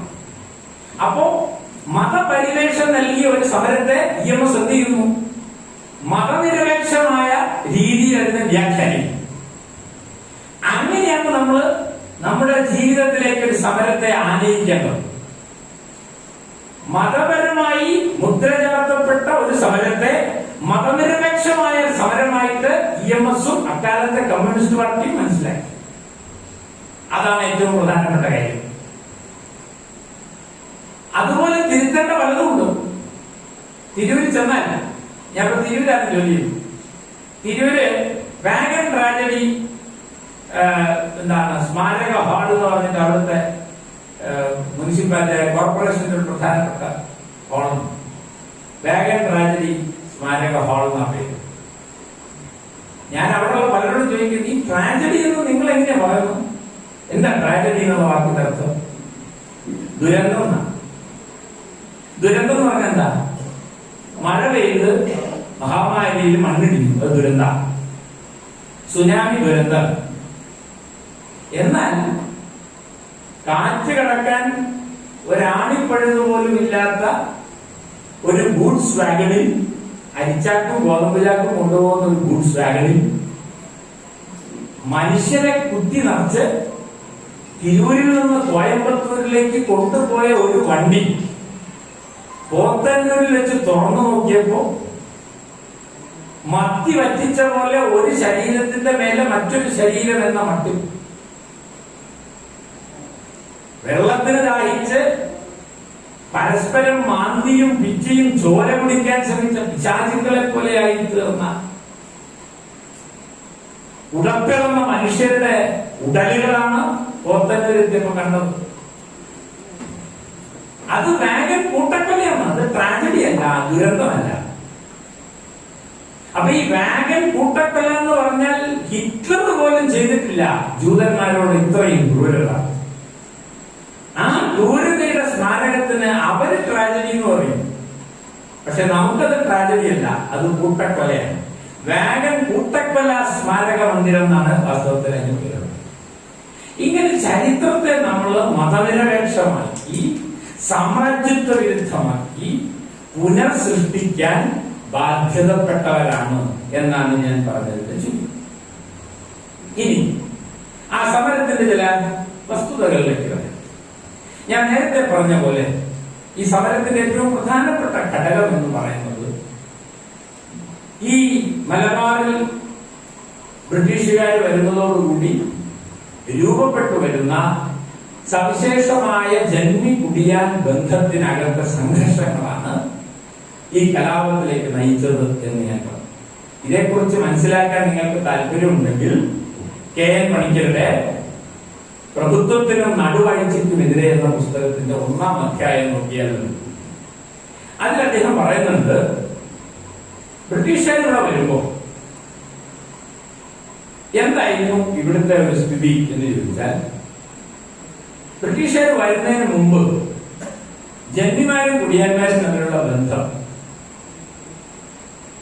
ഇത്രമാത്രം എന്താ പറയാ പിരിമുറുക്കം നിറഞ്ഞതായിരുന്നില്ല. ഒരു ഉദാഹരണത്തിന് കാണാം, പറമ്പ് ഒരു കുടിയാന് കാണത്തിന്റെ അടിസ്ഥാനത്തിൽ കൃഷി ചെയ്യാൻ ഏൽപ്പിച്ചു കൊടുക്കുമ്പോൾ 12 കൊല്ലാണ് ഒരു കാണത്തിന്റെ കാലാവധി. ഞാനിപ്പോ ഒരു ജന്മിന്റെ അടുത്ത് നിന്ന് പറമ്പ് ഏറ്റുവാങ്ങിയാൽ അത് 12 കൊല്ലം കൃഷി ചെയ്യാനുള്ള അവകാശമാണ് അദ്ദേഹം എനിക്ക് തരിക. അപ്പൊ ഞങ്ങൾ ഒരു പാട്ടം നിശ്ചയിക്കും. ആ പാട്ടം നിശ്ചയിച്ചതിന്റെ അടിസ്ഥാനത്തിൽ 12 കൊല്ലയ്ക്ക് കൃഷി ചെയ്യാം. ആ 12 കൊല്ലം കഴിഞ്ഞാൽ വീണ്ടും ഞാൻ അദ്ദേഹത്തിന്റെ മുന്നിൽ പോയി പറഞ്ഞാൽ ഒരു 12 കൊല്ലത്തിൽ കൂടി തിരിച്ചു. അതിന്റെ ഇടയിൽ വിളവ് നഷ്ടപ്പെടുകയോ പേമാരി വരികയോ നാശം വരികയോ ഒക്കെ ചെയ്താൽ അവിടെ പോയി കരഞ്ഞു പറഞ്ഞ് അത് പരസ്പരം പൊരുത്തപ്പെട്ട് മുന്നോട്ട് പോകാറാണ് പതിവ്. അല്ലാതെ വേറെ വഴിയില്ല, ജന്മിക്ക് വേറെ വഴിയില്ല. ഈ കുടിയാറ്റയിൽ കൊണ്ടുവന്നിട്ടുള്ള അയാൾക്ക് മാവുന്ന. അതുകൊണ്ട് ജന്മി കുടിയാൻ പറഞ്ഞത് തൽക്കാലം കേൾക്കുകയെന്ന് പറ്റും. ഈ കാണക്കുടിയന്മാരുടെ പറമ്പിൽ ജോലി ചെയ്തിരുന്നതാരാ? ഇന്ന് നമ്മൾ ദളിതർ എന്ന് വിളിക്കുന്ന കർഷക തൊഴിലാളികളാണ് നമ്മൾ ജോലി ചെയ്തിരുന്നത്. അപ്പൊ അന്നത്തെ ഒരു സിസ്റ്റം അനുസരിച്ച് ആകെണ്ടാവുന്ന വിളവിന്റെ 1/3 ജന്മിക്കും, 1/3 കുടിയാനും, 1/3 ഈ കർഷക തൊഴിലാളിക്കും എന്നായിരുന്നു കണക്ക്. അങ്ങനെ അത്യാവശ്യം ഇങ്ങനെ കാര്യങ്ങൾ നടന്നു പോകുമ്പോഴാണ് ഈ ബ്രിട്ടീഷുകാരുടെ ഒരു വരവുണ്ടാവും. അതിന്റെ ഇടയിൽ ഒരു സംഭവമുണ്ട്. 10-25 കൊല്ലം ഈ നാട് ഭരിച്ചത് ടിപ്പു സുൽത്താൻ. അതിൽ വളരെ പ്രധാനപ്പെട്ട ഒരു കാര്യം, ടിപ്പു സുൽത്താൻ വന്നതോടുകൂടി അദ്ദേഹം ഭൂനിയമങ്ങളിലും ഭൂനികുതിയിലും പാട്ടം കാണാൻ തുടങ്ങിയ വ്യവസ്ഥകളിലൊക്കെ ഒരു മാറ്റം വരുത്തി. ആ മാറ്റം ആർക്ക് അനുകൂലമായിരുന്നു? കുടിയാന്മാർക്ക് അനുകൂലമായിരുന്നു, ജന്മിമാർക്കെതിരെ. അതുകൊണ്ട് ജന്മിമാരുടെ ഒരു ശത്രുവാണ് ടിപ്പു സുൽത്താൻ. ടിപ്പു സുൽത്താന്റെ കഥ വേറെയാണ്, അത് വിശദീകരിച്ച് പറയാൻ പറ്റാത്ത സമയമില്ലാത്തതുകൊണ്ട് ഞാനത് പറയുന്നില്ല.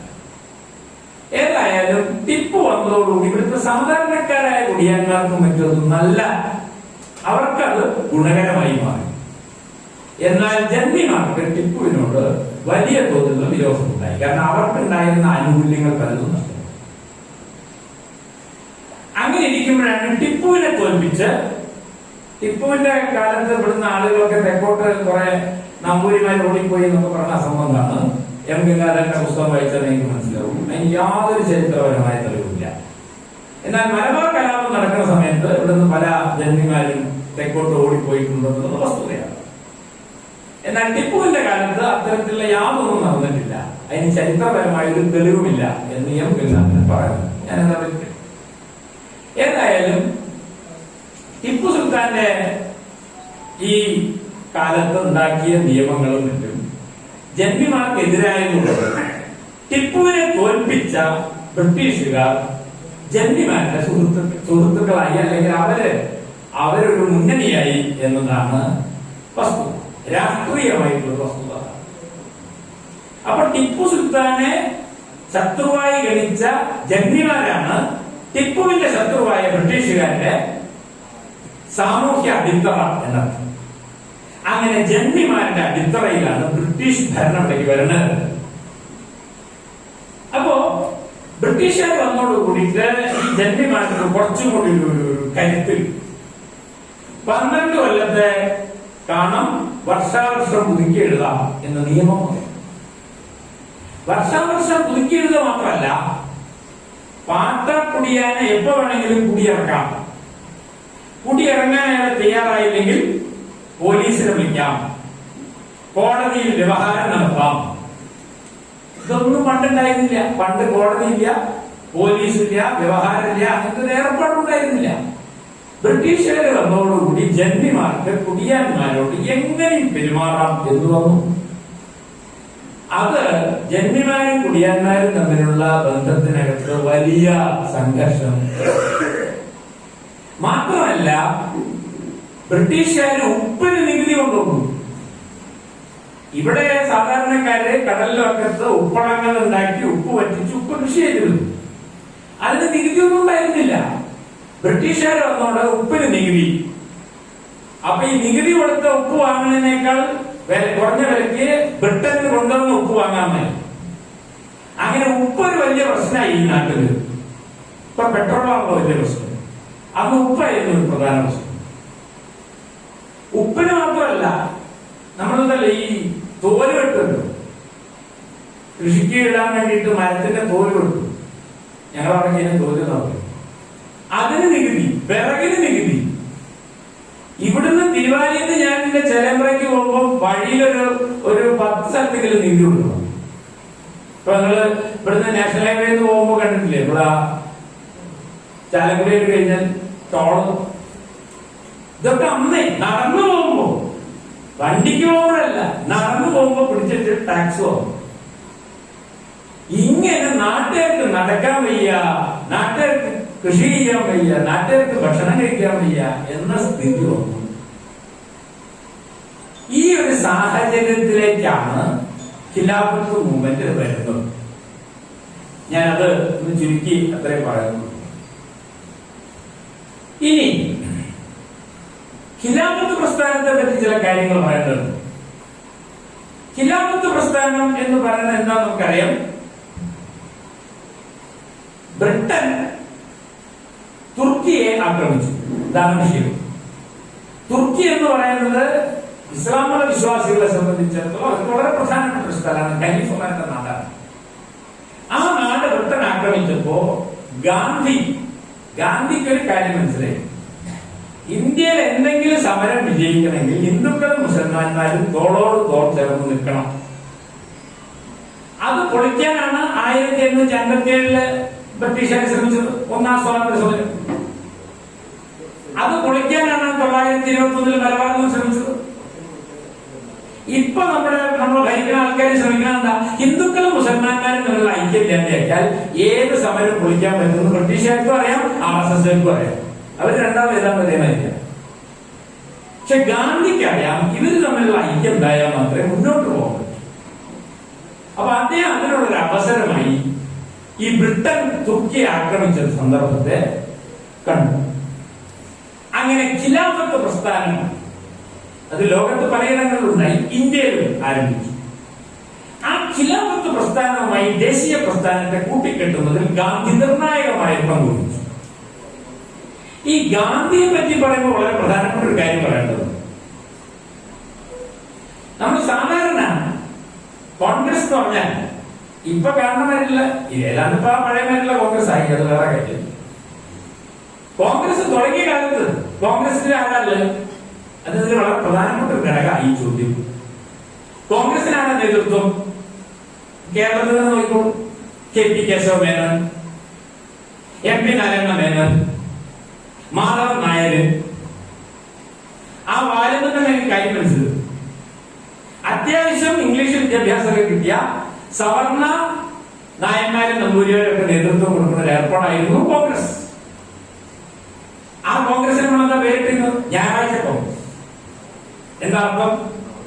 ഞായറാഴ്ച ആകുമ്പോ ഞായറാഴ്ച കോടതി കൊണ്ട വേറെ പണിയില്ല, അപ്പൊ ഒരു ഹോളും ഇല്ല, നല്ല കഥകളുടെ ഷർട്ടും ഷാളും ഒക്കെ ഇട്ട് പിന്നെ വന്ന് പ്രമേയം പ്രസംഗം. എന്താ പ്രമേയം? ബ്രിട്ടീഷുകാർ വെച്ചോടെ കുഴപ്പമില്ല, ആ ഭരണത്തിൽ ഇപ്പൊ കൂടി ഒരു പങ്കാളിത്തമാണ്. പാസാക്കല്ലേ? മാധവൻ നായർ പാസാക്കി പിന്നെ അവതരിപ്പിച്ചു. പിന്നെ KP കേശവമേനോൻ കൈയടിച്ചു, പാസായി കഴിഞ്ഞു. പിരിഞ്ഞു, ചായ കുടിച്ച് പിരിഞ്ഞു. ഇതാണ് കോൺഗ്രസ്. അപ്പോഴാണ് ഗാന്ധി വരുന്നത്. ഗാന്ധിക്ക് മനസ്സിലായി ഇതുകൊണ്ടൊന്നും സ്വാതന്ത്ര്യം കിട്ടാൻ പോകുന്നില്ല. ഗാന്ധിനെ നിങ്ങൾ പഴയ ചിത്രം നോക്കിയിട്ടുണ്ടോ? ദക്ഷിണാഫ്രിക്കയിലുള്ളപ്പോ തൊപ്പി, സൂട്ട്, കോട്ട്, പാന്റ്, ഇംഗ്ലീഷ്, അങ്ങനെയായിരുന്നു ഗാന്ധി. അവിടെ കപ്പൽ കയറിപ്പെടാൻ വന്നപ്പോഴേക്ക് ഗാന്ധി ഇതൊക്കെ എടുത്ത് ഉപേക്ഷിച്ചു. എന്നിട്ട് നമ്മുടെ നാട്ടുപുറത്ത് കൃഷിക്കാരൻ നടക്കുന്ന വലിയൊരു പുറപ്പൊക്കെ ചുറ്റി തട്ടെടുത്ത് ഒരു വടിയൊക്കെ പിടിച്ച് മൂപ്പര് നാട്ടുകാരുള്ളതൊക്കെ പോകുന്നു. അങ്ങനെ നീല കൃഷിക്കാരന്റെ ആദ്യത്തെ കർഷക സമരത്തിന്റെ ദേശീയ പ്രസ്ഥാനത്തിന്റെ ഭാഗമായി നടന്ന ആദ്യത്തെ കർഷക സമരം നയിച്ചത് ഗാന്ധിയാണ്. നീല കൃഷിക്കാരന്റെ സമരം.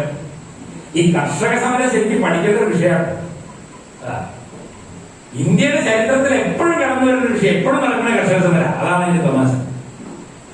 അപ്പൊ ഈ നീല കൃഷിക്കാരന്റെ സമരം ഗാന്ധി നാട്ടിലേക്കൊക്കെ ഇറങ്ങി ആളുകളൊക്കെ ഇറക്കി കോൺഗ്രസിന്റെ സ്വഭാവം മാറി. അങ്ങനെ ഇരിക്കുമ്പോഴാണ് 1920 ഖിലാഫത്ത് പ്രസ്ഥാനം പ്രഖ്യാപിച്ചു. ദേശീയ പ്രസ്ഥാനവും ഖിലാഫത്ത് പ്രസ്ഥാനവും കൈകോർത്ത് പ്രവർത്തിക്കാൻ തീരുമാനിച്ചു. കോൺഗ്രസിന്റെ ഒരു മഹാസമ്മേളനം, ഗാന്ധിയും പിന്നെ അലി സഹോദരന്മാരൊക്കെ പങ്കെടുക്കുന്ന ഒരു യോഗം കോഴിക്കോട് വെള്ളയിൽ കടപ്പുറത്ത് വെച്ച് വിളിച്ചു. ആ കടപ്പുറത്ത് വെച്ച് നടന്ന മീറ്റിംഗില് യോഗത്തിൽ പ്രസംഗിച്ച ആളാണ് ഞാൻ നേരത്തെ പറഞ്ഞ വാര്യംകുളത്തും ഞാൻ ഗാന്ധിക്കൊപ്പം പ്രസംഗിച്ച ആൾ. അതവിടെ ഇരിക്കട്ടെ. അതിന്റെ ഭാഗമായിട്ട് നിങ്ങളുടെ ഈ മഞ്ചേരി ഒരു സമ്മേളനം നടന്നു. എനിക്ക് ഈ സമ്മേളനത്തിന്റെ ഒരു ഭാഗമായിട്ട് അത് ഓർത്തെടുക്കണ്ട. മഞ്ചേരിയിലെ കോൺഗ്രസ് സമ്മേളനത്തിന്റെ പ്രത്യേകത 3 പ്രസ്ഥാനങ്ങളോട് ഒരുമിച്ച് വരാം. ഏതാ 3 പ്രസ്ഥാനം? ഖിലാഫത്ത് പ്രസ്ഥാനം, ദേശീയ പ്രസ്ഥാനം, കുടിയാൻ പ്രസ്ഥാനം. കുടിയാന്മാരുടെ പ്രസ്ഥാനം ഉണ്ടായപ്പോഴേക്കും അതിന് നേതൃത്വത്തിൽ നിന്ന ആളാണ് MP നാരായണമേനോനും കട്ടിലശ്ശേരി മുഹമ്മദ് മുസ്ലിയാനും. അവര് രണ്ടാളും ഒരു ശരീരത്തിന്റെ 2 ഭാഗമായില്ല. കട്ടിലശ്ശേരിന്റെ വീട്ടിലൊരാളാണ് നാരായണമേനോൻ. നാരായണമേനോന്റെ സ്വന്തക്കാരനാണ് ഈ കട്ടിലശ്ശേരി. ഒരു ഉടലും 2 ആത്മാക്കളുടെ എന്താ പറയാ, ഒരാത്മാവ് 2 ഉടലും എന്ന് പറയില്ല, അതേപോലെ ഇത് ജീവിച്ചു. അപ്പൊ ഈ നാരായണമേനോനും കട്ടിലശ്ശേരി മുഹമ്മദ് മുസ്ലിയാരും കൂടി ഈ പ്രദേശത്തൊക്കെ നടന്ന് കുടിയാന്മാരുടെ പ്രസ്ഥാനവും ഖിലാഫത്ത് പ്രസ്ഥാനവും ദേശീയ പ്രസ്ഥാനവും ഒക്കെ ഇറക്കി മറിച്ച് ഈ വെള്ളയി കടപ്പുറത്ത് യോഗം നടന്നതിന് ശേഷം മഞ്ചേരി ഒരു സമ്മേളനം വെച്ചു. ആ സമ്മേളനത്തിൽ ആരാ വന്നത്? ആനി ബെസന്റ് വന്നത്. ഇപ്പൊ RSS നിരന്തരം ഉദ്ധരിച്ചുകൊണ്ടിരിക്കുന്ന ഒരാളാണ് ആനി ബെസന്റ്. ഈ ആനി ബെസന്റ് ഇവിടെ മഞ്ചേരി വന്നു. എന്നിട്ട് സമ്മേളനം വിളിച്ചു. സമ്മേളനം വിളിക്കുമ്പോ ആനി ബെസന്റ് KP കേശവനോട് വിചാരിച്ചിരുന്നത് സാധാരണ നടക്കണമല്ലോ കോൺഗ്രസിന്റെ മീറ്റിംഗ്, ആദ്യമായിട്ടൊന്നല്ലോ. അവരിതേമാതിരി വെള്ളക്കുപ്പായിട്ട് വന്ന് ഇതുമാതിരി ഹോളിൽ മീറ്റിംഗ് തുടങ്ങിയപ്പോ സംഗതി ഒന്നും മാറി. ആരൊക്കെ വരുന്നേ? ഈ പുറത്തുകൊണ്ടെടുത്ത ആൾക്കാർ അത് പാടത്തുനിന്ന് പണിയിൽ മാറ്റിയിട്ട് ആ കലത്തിലുണ്ടല്ലോ പുറത്തുനിന്ന് കഴുകി ചാരി വെച്ചിട്ട് ചതിയുള്ള കാലോട് കൂടി കീറിയിട്ട് വരിക, നാറിയിട്ട് നിൽക്കണം. കോൺഗ്രസിന്റെ യോഗത്തിലേക്ക് ആദ്യമായിട്ട് ചേറിന്റെ മണ്ണ പോയിട്ട് മനുഷ്യന് വരികയാണ്. നിൽക്കാൻ വയ്യ KP കേശവനോ. ഇതൊക്കെ പഠിക്കേണ്ട ചരിത്ര. MP നാരായണമേനോൻ ജയിലിൽ കിടക്കുമ്പോ KP കേശവനും മലായിക്ക് രക്ഷപ്പെട്ടാളാ. അതുകൊണ്ട് ഈ സമരത്തെ കുറിച്ചൊക്കെ നിങ്ങൾ മാധവൻ നായരുടെ പുസ്തകമാണ് ആൾക്കാരൊക്കെ വായിച്ചുകൊണ്ടിരിക്കുന്നത്. ഞാൻ തന്നെ ചില സുഹൃത്തുക്കളോട് നിങ്ങള് മലബാർ കലാപത്തെ പറ്റി അതെന്താ, പക്ഷെ മാധവൻ നായരുടെ പുസ്തകമില്ല. മാധവൻ നായരുടെ പുസ്തകത്തിന്റെ കഥ എന്താക്കണം? മാധവൻ നായർ ഈ സമരത്തിന്റെ ഒരു ഘട്ടം കഴിഞ്ഞപ്പോ ഈ സമരം കൈയൊഴിഞ്ഞ ആളാ. കൈയൊഴിഞ്ഞു മാത്രമല്ല, അദ്ദേഹം ഈ സമരത്തെ തള്ളി പറഞ്ഞു. ഇത് ബ്രിട്ടീഷുകാരെ പറഞ്ഞെങ്കിൽ അദ്ദേഹം പറഞ്ഞു വർഗീയവാദികളായ മാപ്പിളമാരുടെ സമരമാണ് ഈ സമരത്തിന്റെ നേതൃത്വത്തിലുണ്ടായിരുന്ന മാധവൻ നായർ പറഞ്ഞു. അദ്ദേഹം കലാപമൊക്കെ കഴിഞ്ഞതിന് ശേഷം മാതൃഭൂമി പത്രത്തിൽ ഒരു പരമ്പര എഴുതാൻ തുടങ്ങി. 3-4 വന്നപ്പോൾ ആൾക്കാർ ഭയങ്കരമായിട്ടും മൊയ്തു മൗലവിനെ പോലുള്ള അദ്ദേഹത്തിന്റെ സഹപ്രവർത്തകരൻ അതിനെതിരെ രംഗത്ത് പോകും. അല്ലമീനിൽ അതിനെതിരെ ലേഖനം വന്നു. അപ്പൊ മാധവൻ നായരെ നിർത്തി. മാധവൻ നായരെ നിർത്തിയതിന് ശേഷം ആ പുസ്തകം പിന്നീട് പുസ്തക രൂപത്തിൽ അത് വരുന്നത് എത്രയോ വർഷങ്ങൾക്ക് ശേഷം അദ്ദേഹത്തിന്റെ ഭാര്യയുടെ പേരിലാണ്. ഭാര്യയാണോ എഴുതിയത് വേറെ ആരെങ്കിലാണോ എഴുതിയത് നമുക്ക് അറിഞ്ഞൂടാ. മുഴുവനാക്കിയത് ആരെന്ന് നമുക്ക് അറിഞ്ഞൂടാ. പക്ഷെ ആ പുസ്തകം പുറത്തു വരുമ്പോഴേക്ക് ഭാര്യ മരിച്ചു. ഇപ്പൊ നമുക്ക് ഒരാളോട് ചോദിക്കാൻ പറ്റില്ല ആരാ എഴുതിയത്. നിങ്ങൾ മനസ്സിലാക്കേണ്ട കാര്യം 925 തിരുനാവായയിൽ വെച്ച് നടന്ന ഹിന്ദു മഹാസമ്മേളനത്തിന്റെ അധ്യക്ഷൻ ഈ മാധവൻ നായരായിരുന്നു. ആ മാധവൻ നായർ എഴുതിയ മലബാർ കലാപമാണ് ഇപ്പൊ RSS ഏറ്റവും വലിയ വേദ പുസ്തകമായിട്ട് കൊണ്ടുനടക്കണം. ഇതൊക്കെ നമ്മൾ മനസ്സിലാക്കണം. അതുകൊണ്ട് മാധവൻ നായർ ഈ സമരത്തെ അനുകൂലിച്ച ഒരാളല്ല തുടക്കം മുതൽ. അദ്ദേഹത്തിന് മുഹമ്മദ് അബ്ദുറഹിമാൻ സാഹിബിനോടും MP നാരായണമേനോനോടൊന്നും ഒരു യോജിപ്പുണ്ടായിരുന്നില്ല. നാരായണമേനോൻ ജയിലിൽ കിടക്കുമ്പോൾ അദ്ദേഹത്തെ രക്ഷിക്കാൻ വേണ്ടി മാധവൻ നായരോ KP കേശവമേനോനോ ഒന്നും ചെയ്തിട്ടില്ല എന്ന് ഈ പുസ്തകത്തിനകത്ത് സൂചിപ്പിക്കുന്നുണ്ട്. ഇതൊന്നും ഞാൻ പറഞ്ഞ പറയണല്ല, എനിക്കറിയില്ലല്ലോ. ഇതൊക്കെ വായിക്കുമ്പോൾ മനസ്സിലാവുന്ന കാര്യമാണ്. അതുകൊണ്ട് മാധവൻ നായരുടെ മലബാർ കലാപം എന്നുള്ള പുസ്തകം വായിച്ച് സമരത്തെ കുറിച്ച് അഭിപ്രായം രൂപീകരിക്കുന്നത് പൂർണ്ണമായും ശരിയല്ല. അപ്പൊ ഇതിനകത്ത് ഞാൻ പറയാൻ ശ്രമിച്ചത് ഈ കോൺഗ്രസ് മഞ്ചേരി സമ്മേളനത്തിലെ കോൺഗ്രസ് ഈ പറഞ്ഞ പോലെ ഒരു പ്രമേയം പാസ്സാക്കണമെന്ന് നാരായണമേനോൻ പറഞ്ഞു. കട്ടിലശ്ശേരി പറഞ്ഞു. എന്താ പ്രമേയം? കുടിയാന്മാരുടെ പ്രശ്നം പരിഹരിക്കാൻ ഗവൺമെന്റ് ഉടനടപടി. ഇതായിരുന്നു ആവശ്യം. ആനി ബെസന്റ് പറഞ്ഞു അതൊന്നും കോൺഗ്രസിന്റെ അജണ്ടയിൽപ്പെട്ടതല്ലാന്നു. വോട്ടിനിടാൻ പറഞ്ഞു. വോട്ടിനിട്ടപ്പോ നമ്മുടെ നാട്ടിൻപുറത്തെ ഭാഷ പറഞ്ഞാൽ ഇതൊന്നും കോൺഗ്രസിന്റെ അജണ്ടപ്പെട്ട അല്ല എന്ന് പറഞ്ഞ ആനി ബസന്റിന്റെ പക്ഷം തൂക്കിപ്പോയി. അങ്ങനെ അവർക്ക് ഭയങ്കര അപമാനമായി. അവർ ഈ മഞ്ചേരി സമ്മേളനം ഇറങ്ങിപ്പോയി. ഇതൊക്കെ നടന്ന നാടാണ്, ചെറിയ നാടല്ല മഞ്ചേരി. അപ്പോ ആ 20 ഈ പറഞ്ഞ മഞ്ചേരിയിൽ വെച്ച് നടന്ന ഈ കോൺഗ്രസിന്റെ ഖിലാഫത്ത് പ്രസ്ഥാനത്തിന്റെ കുടിയായ്മ പ്രസ്ഥാനത്തിന്റെ സംയുക്ത യോഗത്തോടുകൂടി മലബാറിൽ ഒരു സമരത്തിന് തയ്യാറായിരിക്കുന്നു എന്ന കാഹളം മുഴങ്ങിക്കഴിഞ്ഞു. അതാണ് ഈ ഖിലാഫത്ത് പ്രസ്ഥാനവുമായി ബന്ധപ്പെട്ടുകൊണ്ട് സൂചിപ്പിക്കാനുള്ള ഏറ്റവും പ്രധാനപ്പെട്ട കാര്യം. അത് കഴിഞ്ഞപ്പോഴും എന്തുകൊണ്ടാണ് സ്വാഭാവികമായി ഇത് ബ്രിട്ടീഷുകാർക്കെതിരെയുള്ള സമരമാണ് എന്നതിന്റെ ഏറ്റവും പ്രധാനപ്പെട്ട തെളിവാണ് മഞ്ചേരിയിലെ കോൺഗ്രസിന്റെ ഈ സമ്മേളനം. ഇനി ഈ സമരത്തെ കുറിച്ച് ആലോചിക്കുമ്പോൾ 921 കലാപം പെട്ടെന്ന് പൊട്ടിപ്പുറപ്പെട്ടതാണോ? അല്ല. 150 കൊല്ലത്തിലേറെ പഴക്കമുള്ള ഒന്നാണ് മലബാറിലെ കർഷക സമരം. അതിന്റെ ചരിത്രം നിങ്ങൾക്ക് കെ.എൻ. പണിക്കരുടെയും ഗംഗാധരന്റെയും ഒക്കെ പുസ്തകം വായിച്ചാൽ മനസ്സിലാവും. നിരവധി കലാപങ്ങൾ അതിനു മുമ്പ് നടന്നിട്ടുണ്ട്. വാര്യകുന്നത്ത് കുഞ്ഞാമുദാരി ചെറിയ കുട്ടിയാവുന്ന കാലത്ത് തന്നെ ഇത്തരം ഒരു കലാപത്തിന്റെ പേര് പോലീസ് അറസ്റ്റ് ചെയ്ത് നാടുകടത്തിയാണ്. പിന്നീട് അദ്ദേഹം തിരിച്ചു വരുന്ന 911 ഈ സമരം നടക്കുന്നതിന്റെ 10 കൊല്ലം മുമ്പ്. അതുകൊണ്ട് കർഷക സമരത്തിൽ പങ്കെടുത്ത് ശിക്ഷ അനുഭവിച്ച ഒരാളാണ് വാര്യകുന്നൻ.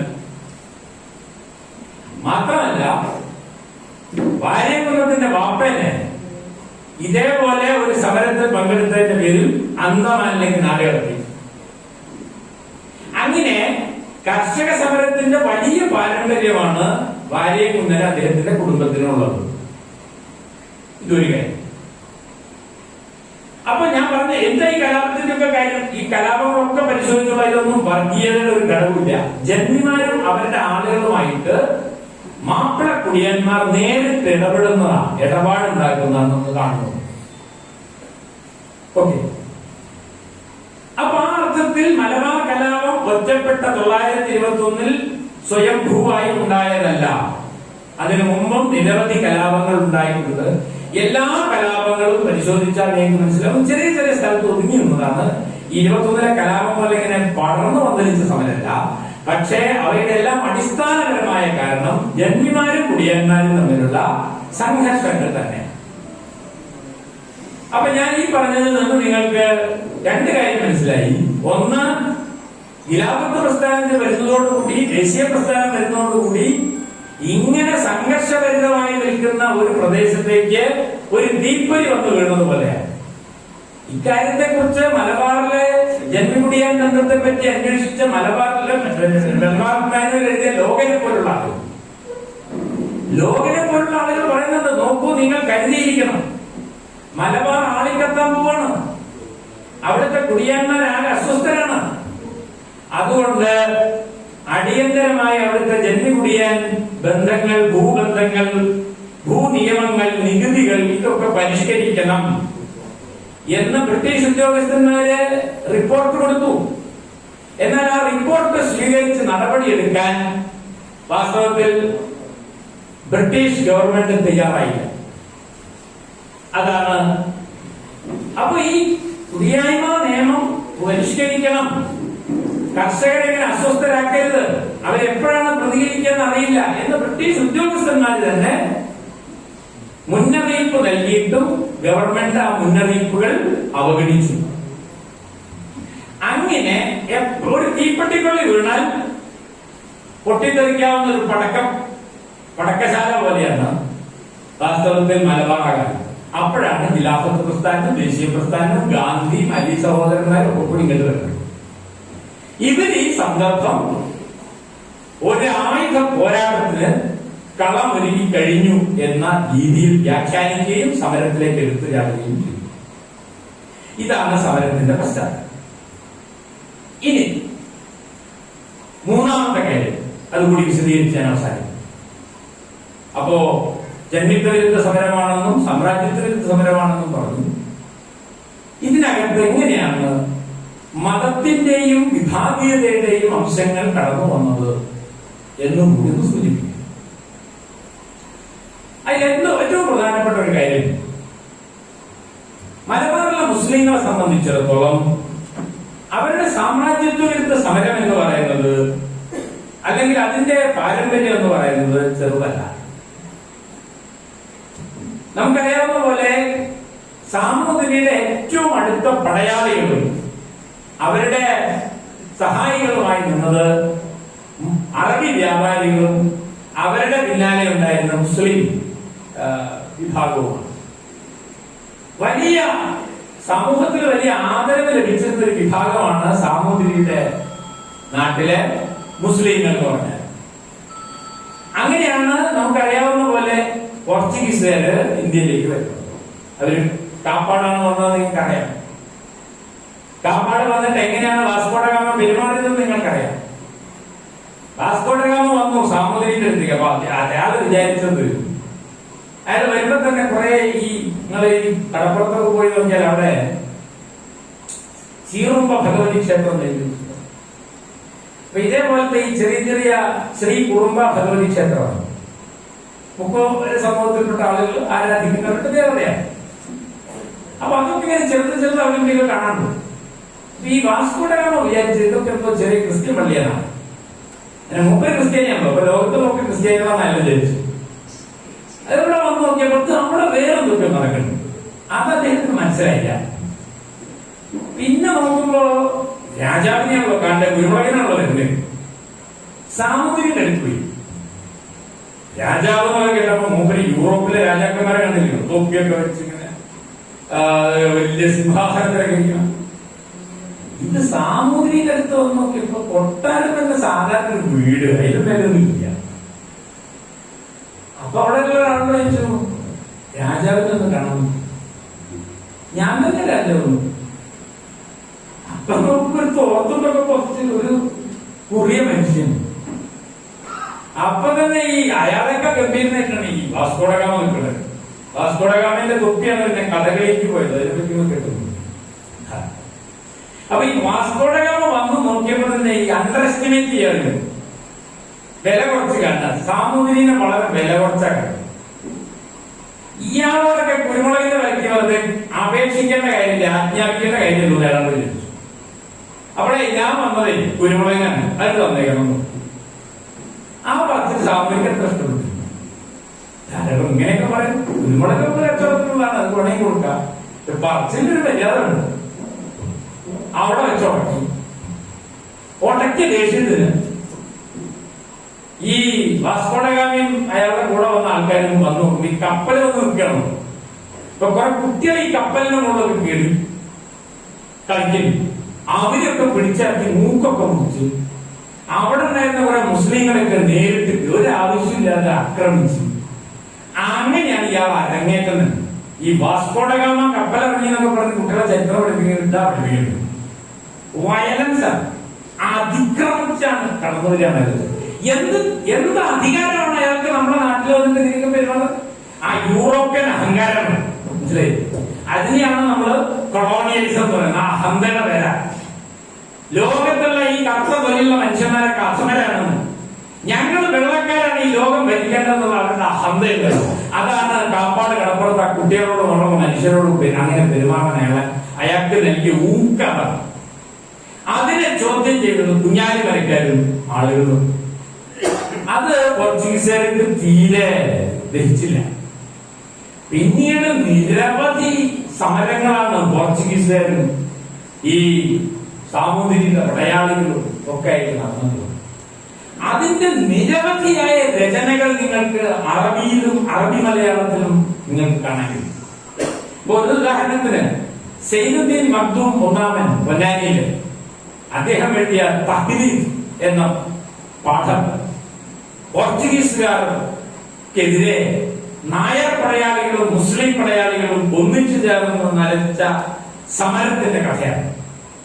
അതുപോലെ മലയാളത്തെ കുറിച്ചുണ്ടായ ഏറ്റവും ആദ്യത്തെ ചരിത്രകൃതി എന്ന് വിളിക്കുന്നത് തുഹഫത്തുൽ മുജാഹിദീൻ. അതെഴുതിയ ഷെയ്ഖ് സൈനുദ്ദീൻ പൊന്നാനിക്കാരനാണ്. പൊന്നാനി ഒരു പ്രധാനപ്പെട്ട സ്ഥലമാണ്. അന്ന് സാമൂതിരിയുടെ ഒരു കേന്ദ്രമാണ് പൊന്നാനി. അവിടുന്നാണ് ഈ ചരിത്ര പുസ്തകങ്ങളൊക്കെ ഉണ്ടായില്ല. അതിന്റെ മുഴുവൻ പിന്നെ ഉള്ളടക്കവും സഖാവുള്ള മക്തിതങ്ങളുടെ ടെക്സ്റ്റ് വായിച്ചാൽ നിങ്ങൾക്ക് മനസ്സിലാവും. പോർച്ചുഗീസുകാരെ വെല്ലുവിളിച്ചിട്ടാണ് മുഴുവൻ. അങ്ങനെ ഫത്തുൽ മുബീൻ ഖാദി മുഹമ്മദിന്റെ, മുഹീദ്ദീൻ മാലിന്റെ ഖാദി മുഹമ്മദിന്റെ പോർച്ചുഗീസുകാർക്കെതിരെയുള്ള കൃതി. അങ്ങനെ കുറെ പുസ്തകങ്ങളുണ്ട്. ഞാൻ എന്റെ മുഴുവൻ വിശദാംശങ്ങൾ ഈ പുസ്തകങ്ങളൊക്കെ നമ്മൾ കാണുന്ന ആന്റി കൊളോണിയലായ, കോളനി വിരുദ്ധമായ ഒരു സമരത്തിന്റെ വലിയ പൈതൃകം വാസ്തവത്തിൽ മലബാറിലെ മുസ്ലിങ്ങൾക്ക് തുടക്കം മുതലേ. ഇതൊരു കാര്യം. രണ്ടാമത്തെ കാര്യം നിങ്ങൾക്കറിയാം, ബ്രിട്ടീഷുകാർ ഇന്ത്യയിൽ വന്നപ്പോൾ അവരുടെ ആദ്യത്തെ ശത്രു മുഗളന്മാരാണ്, മുസ്ലിങ്ങളാണ്. കേരളത്തിൽ വന്നപ്പോൾ ടിപ്പു സുൽത്താൻ മുസ്ലിമാണ്. അപ്പൊ മുസ്ലിങ്ങളെ ഈ മലബാറിലേക്ക് ഇന്ത്യയിലേക്ക് വരുമ്പോൾ തന്നെ മുൻവിധിയോടുകൂടി ഞങ്ങളുടെ ശത്രുക്കളാണ് ഇവർ എന്ന മട്ടിലാണ് ബ്രിട്ടീഷ് ഗവൺമെന്റ് പെരുമാറിയിട്ടുള്ളത്. അതുകൊണ്ട് നിങ്ങൾക്ക് ഈ സമരത്തിന്റെ, ഞാൻ ആ സമരത്തിന്റെ വസ്തുതകളിലേക്കൊന്നും പോയിട്ടില്ല, സമയമില്ല. 921 സമരം തുടങ്ങുന്നത് എങ്ങനെയാണ്? ആലി മുസ്ലിയാരെയും അദ്ദേഹത്തിന്റെ കൂടെയുള്ളവരെയും അറസ്റ്റ് ചെയ്യാൻ വേണ്ടി പ്രത്യേകം നിർദ്ദേശമുണ്ടായിരുന്നു കളക്ടർ തോമസിന്. മുസ്ലിങ്ങളെ പ്രകോപിപ്പിക്കരുത്, ഖിലാഫത്ത് പ്രസ്ഥാനത്തിലും ദേശീയ പ്രസ്ഥാനത്തിൽ ഉൾപ്പെട്ട് സമരം ചെയ്യുന്നവരെ അറസ്റ്റ് ചെയ്യരുത്, അവർ കലാപമോ അക്രമമോ നടത്തിയാൽ മാത്രമേ അറസ്റ്റ് ചെയ്യാവൂ എന്ന നിർദ്ദേശം ഹിച്ച്കോക്കിനും കളക്ടർ തോമസിനും ഒക്കെ ഉണ്ടായിരുന്നു. എന്നാൽ അവരുടെ ഉള്ളിൽ ഈ മാപ്പിള വിരോധം കിടക്കുന്നു. അതുകൊണ്ട് ഈ ഖിലാഫത്ത് പ്രസ്ഥാനത്തിന്റെ നേതാവായ ആലി മുസ്ലിയാരെയും അദ്ദേഹത്തിന്റെ കൂടെയുള്ള ആളുകളെയും അറസ്റ്റ് ചെയ്യാൻ വേണ്ടി തിരുവരങ്ങാടി പള്ളിയിലേക്ക് തോമസും ഹിച്ച്കോക്കും ഉൾപ്പെടെയുള്ള ആളുകൾ മാർച്ച് ചെയ്തു. ഇന്നത്തെ പോലെയല്ലല്ലോ, കേട്ടുകേൾവിയാണല്ലോ എല്ലാം. മാർച്ച് ചെയ്ത് പോയിട്ടുള്ളൂ, അല്ലാണ്ട് മമ്പ്രത്തെ പള്ളിക്ക് കുഴപ്പമൊന്നും ഉണ്ടായിട്ടില്ല. പക്ഷെ കഥ വരുന്നത് എന്താ? മമ്പ്രത്തെ പള്ളി പൊളിച്ചു. മമ്പ്രത്തെ പള്ളി പൊളിച്ചു എന്ന് കേട്ടാൽ ഏതെങ്കിലും മുസ്ലിം ആയിട്ടുള്ള ഒരാൾ വെറുതെ ഇരിക്കും? അവരൊക്കെ സ്വാഭാവികമായിട്ടും വലിയ കയ്യിൽ കിട്ടിയ ആയുധങ്ങളുമായി തിരുവരങ്ങാടിയിലിരിക്കും. വാസ്തവത്തിൽ അവരവിടെ ഉണ്ടായിരുന്ന കിഴക്കേ പള്ളിയിൽ റെയ്ഡ് ചെയ്തു. 3-4 ഖിലാഫത്തിന്റെ ആൾക്കാർ അറസ്റ്റ് ചെയ്ത് പോയി. ആലി മുസ്ലിയാരെ കിട്ടിയില്ല. പിറ്റേന്ന് ആലി മുസ്ലിയാരെ കുറച്ച് ആൾക്കാർ കൂടി ഈ ഖിലാഫത്തിലെ പെട്ട ആളുകളെ അറസ്റ്റ് ചെയ്ത് കൊണ്ടുപോയി പാർപ്പിച്ച ജയിലിലേക്ക്, തിരുവനന്തപുരം, അവിടേക്ക് ഒരു സംഘമായി പോയി. ആലി മുസ്ലിയാർ പറഞ്ഞു, ഞങ്ങള് യുദ്ധത്തിന് വന്നതല്ല, ഇന്നലെ അന്യായമായി ഞങ്ങളുടെ കുറച്ച് സഹോദരന്മാരെ പിടിച്ചു കൊണ്ടുപോയിട്ടുണ്ട്, അവരെ വിട്ടയക്കണം എന്ന് പറഞ്ഞു. അതിനെന്താ നിങ്ങൾ ഇവിടെ ഇരുന്നോളി എന്ന് പറഞ്ഞിട്ട് പോലീസ് സ്റ്റേഷന്റെ ഉള്ളിൽ പോയിട്ട് അയാൾ പറഞ്ഞെന്താ, ഫയർ, തുരുതുര വെടിവെച്ചു. 10-30 ആള് മരിച്ചു. ഇവര് തിരിച്ചു ആക്രമിച്ചു. വലിയ ആളപായം ഉണ്ടായി. ആരാ ഉത്തരവാദി? ബ്രിട്ടീഷ് ഗവൺമെന്റ് ഉത്തരവാദി. പ്രകോപനം വരും, പള്ളി വളയ. നിങ്ങൾക്ക് നോക്കിയാൽ കാണാം, ഈ 921 മുമ്പ് നടന്ന ഒരു കലാപത്തിൽ ഒരു മാപ്പിള കുടിയാൻ കൊല്ലപ്പെട്ട് കഴിഞ്ഞപ്പോ ബ്രിട്ടീഷുകാർ എന്താ ചെയ്തത്? അദ്ദേഹത്തെ ഒരു നായന്റെ കൂടെ മറവി. അതൊക്കെ ചരിത്രത്തിലുള്ള ഏറ്റവും ഹീനമായി മൃതശരീരത്തോട് പെരുമാറുക. കാര്യകുളത്ത് കുഞ്ഞാമരാജിന്റെ ബോഡി എന്താ ചെയ്തത്? കത്തിച്ചു കളയുന്നത്. ഇതൊക്കെ മതപരമായിട്ട് പ്രകോപിപ്പിക്കുകയാണ്. മതം കലാപകാരികളല്ല ഉപയോഗിച്ചത്, മതം ബ്രിട്ടീഷുകാരാണ് ഉപയോഗിച്ചത്. അതാ മനസ്സിലാക്കുന്നത്.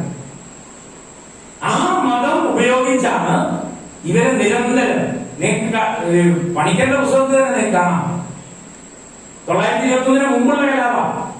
ഒരാളെ അറസ്റ്റ് ചെയ്യാൻ വരുമ്പോ അയാൾ നോമ്പ് അല്ല, അയാൾ പറഞ്ഞ നോമ്പ് തുറന്നിട്ട് വരാം പറ്റില്ല, അയാളെ പിടിച്ചിറക്കിക്കൊണ്ട് ഇങ്ങനെ നോമ്പ് കാലം, മൃതശരീരം, പള്ളി, ഇങ്ങനെ കൃത്യമായി മുസ്ലിങ്ങളെ പ്രകോപിപ്പിക്കുക എന്ന നയമാണ് ബ്രിട്ടീഷുകാർ ഉപയോഗിച്ചത്. ഇനി ആരും പറയാത്ത വേറൊരു കാര്യമുണ്ട്. നമ്മളെ മോഴിക്കുന്നത്ത് ധർമാത്മ നമ്പൂരിയിൽ പറഞ്ഞിട്ടുണ്ട്. ഈ പുസ്തകം വായിച്ചപ്പോഴാണ് അങ്ങനെ ഒരു സംഗതിയെ പറ്റി ഞാൻ മനസ്സിലാക്കിയത്. ഇതിലെ 2-ാമത്തെ അധ്യായം തൃശ്ശൂരിലെ അറിയാം. തൃശ്ശൂർ എന്താണ് നമ്മുടെ ലഹളയ്ക്ക് കാര്യം നമുക്ക് തോന്നുന്നു. തൃശ്ശൂർ എന്താ സംഭവിച്ചെന്നറിയാം. തൃശ്ശൂര് ഖിലാഫത്ത് പ്രസ്ഥാനത്തിന്റെയും ദേശീയ പ്രസ്ഥാനത്തിന്റെയും വലിയൊരു മീറ്റിംഗ് തേക്കിൻകാട് മൈതാനത്ത് നടത്താൻ തീരുമാനിച്ചു. അതിന് പന്തലൊക്കെ തോമസ് എന്താ ചെയ്തറിയോ? അയാളെ ക്രിസ്ത്യാനിയാണല്ലോ. തൃശ്ശൂരെ ക്രിസ്ത്യാനികളോട് പോയി പറഞ്ഞു ആ പന്തൽ ഒഴിച്ച് ആരാ മതം ഉപയോഗിക്കുന്നത് നോക്കണം. അങ്ങനെ ക്രിസ്ത്യാനികളെ ഇളക്കിവിട്ട് ഹിന്ദുക്കൾക്കും മുസ്ലിങ്ങൾക്കുമെതിരെ വലിയൊരു പ്രകടനം നടത്തി ആ പന്തൽ ഒഴിച്ചു. തൃശ്ശൂര് നടന്ന കലാപം. അപ്പൊ അത് ചോദിക്കാൻ, അതിനെതിരെ ഒരു പ്രകടനം നടത്താൻ ഞങ്ങളെ സഹായിക്കണം എന്ന് പറഞ്ഞ് അവിടുത്തെ ദേശീയ കോൺഗ്രസിന്റെ നേതാക്കന്മാർ ആവശ്യപ്പെട്ടതിന്റെ അടിസ്ഥാനത്തിൽ മലബാറിൽ നിന്ന് 1500 ആൾക്കാരെന്ന ഒരു വണ്ടിക്ക് പോയത്, തീവണ്ടിക്ക്. അവരാ തൃശ്ശൂർ റെയിൽവേ സ്റ്റേഷനിൽ ഇറങ്ങിയപ്പോണ്ടല്ലോ ഹിച്ച്കോക്കും തോമസും ഒക്കെ ബേജാറായി പോയി. അപ്പൊ നമ്മൾ കാണേണ്ടത് എന്താണെന്ന് വെച്ചാൽ ബ്രിട്ടീഷുകാര് നിരന്തരം മതത്തെ ഉപയോഗിച്ചും അവരുടെ ഈ മുൻവിധികൾ പുളിക്കൽ, എന്റെ നാട്ടിലെടുത്താണ് പുളിക്കൽ 22 ദളിതരെ വെടിവെച്ചു. ദളിതർക്ക് വാസ്തവത്തിൽ അവർ ഈ സമരത്തിലൊന്നും പങ്കെടുത്ത ആൾക്കാരല്ല. എന്താ കാര്യം എന്നറിയാം? ഒറ്റ കാര്യമുള്ളൂ, അവർ തല മുട്ടടിച്ചപ്പോൾ ഒരു മാപ്പിളാരെ തിരിച്ചു വെടിവെച്ചു. ഇതാണ് ബ്രിട്ടീഷ് പോലീസ് ചെയ്തത്, സാമ്രാജ്യത്വം ചെയ്തത്. അവരാണ് മതപരമായി മുസ്ലിങ്ങളെ ആക്രമിക്കാൻ ശ്രമിച്ചത്. ഇതാണ് ഏറ്റവും പ്രധാനപ്പെട്ട ഒരു കാര്യം. അങ്ങനെ ഒരു ഘട്ടം വന്നപ്പോ സമരം നേരത്തെ പറഞ്ഞ പോലെ അടിച്ചമർത്താൻ അവർ കണ്ടെത്തിയ ഏറ്റവും വലിയ വഴി, ഹിന്ദുക്കൾ ആരും മുസ്ലിങ്ങളെ സഹായിക്കാൻ പാടില്ല. ഇപ്പൊ എന്റെ പേര് നാരായണനാണ്, എന്റെ അയൽവാസിന്റെ പേര് ബഷീർ എന്നാണ്. പോലീസ് ആരെ അന്വേഷിക്കാം? ബഷീറിനെ അന്വേഷിക്കാം. പക്ഷെ ഞാൻ നാരായണനാണ്, ബഷീറിന്റെ സുഹൃത്താവുമ്പോൾ പോലീസിനോട് പറയും, അതെ ബഷീർ എങ്ങോട്ടൊക്കെ പോണം നോക്കണ്ടോ.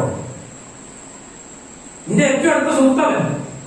പക്ഷെ എന്ത് ചെയ്യണം? ഒന്നുകിൽ ഞാൻ അയാളെ പോലീസുകാർക്ക് ഒറ്റ കൊടുക്കണം, അല്ലെങ്കിൽ അയാളെ കൂടെ കിടന്നും ഭരിക്കണം. ഇവിടുത്തെ ഹിന്ദുക്കൾ മുഴുവൻ വലിയൊരു പ്രതിസന്ധിയിലെത്തി. ഒന്നുകിൽ ഒറ്റയാരാവണം, അല്ലെങ്കിൽ കലാപകാരികളാവണം. അല്ലാതെ ഇതൊന്നും വിട്ടിരിക്കാൻ പറ്റാത്ത സ്ഥിതിയിലേക്ക് ബ്രിട്ടീഷ് ഗവൺമെന്റ് സമ്മർദ്ദം വിധിച്ചു.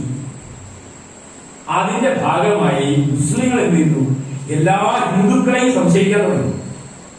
ആരാണ് എന്റെ ഒറ്റുകാരെന്ന് പറയാൻ പറ്റും? കെട്ടുകഥകളും ഊഹാപോഹങ്ങളും നിറഞ്ഞൊരു ലോകമായിരുന്നു. അതിനെക്കുറിച്ച് ഡോക്ടർ കെ ഗോപാലൻകുട്ടി വലിയൊരു ലേഖനം തന്നെ എഴുതിയിരുന്നു. ഞാൻ അതിലേക്ക് കിടക്കുന്നു. ഈ മോഴികുന്നതിന്റെ പുസ്തകം വായിച്ചാൽ മനസ്സിലാവും. ഊഹാപോഹങ്ങളും കെട്ടുകഥകളും നിറഞ്ഞൊരു കാലമായിരുന്നു. വസ്തുതകളൊന്നും കൃത്യമായിട്ട് മനസ്സിലാക്കാൻ അവർക്ക് പറ്റിയിട്ടില്ല.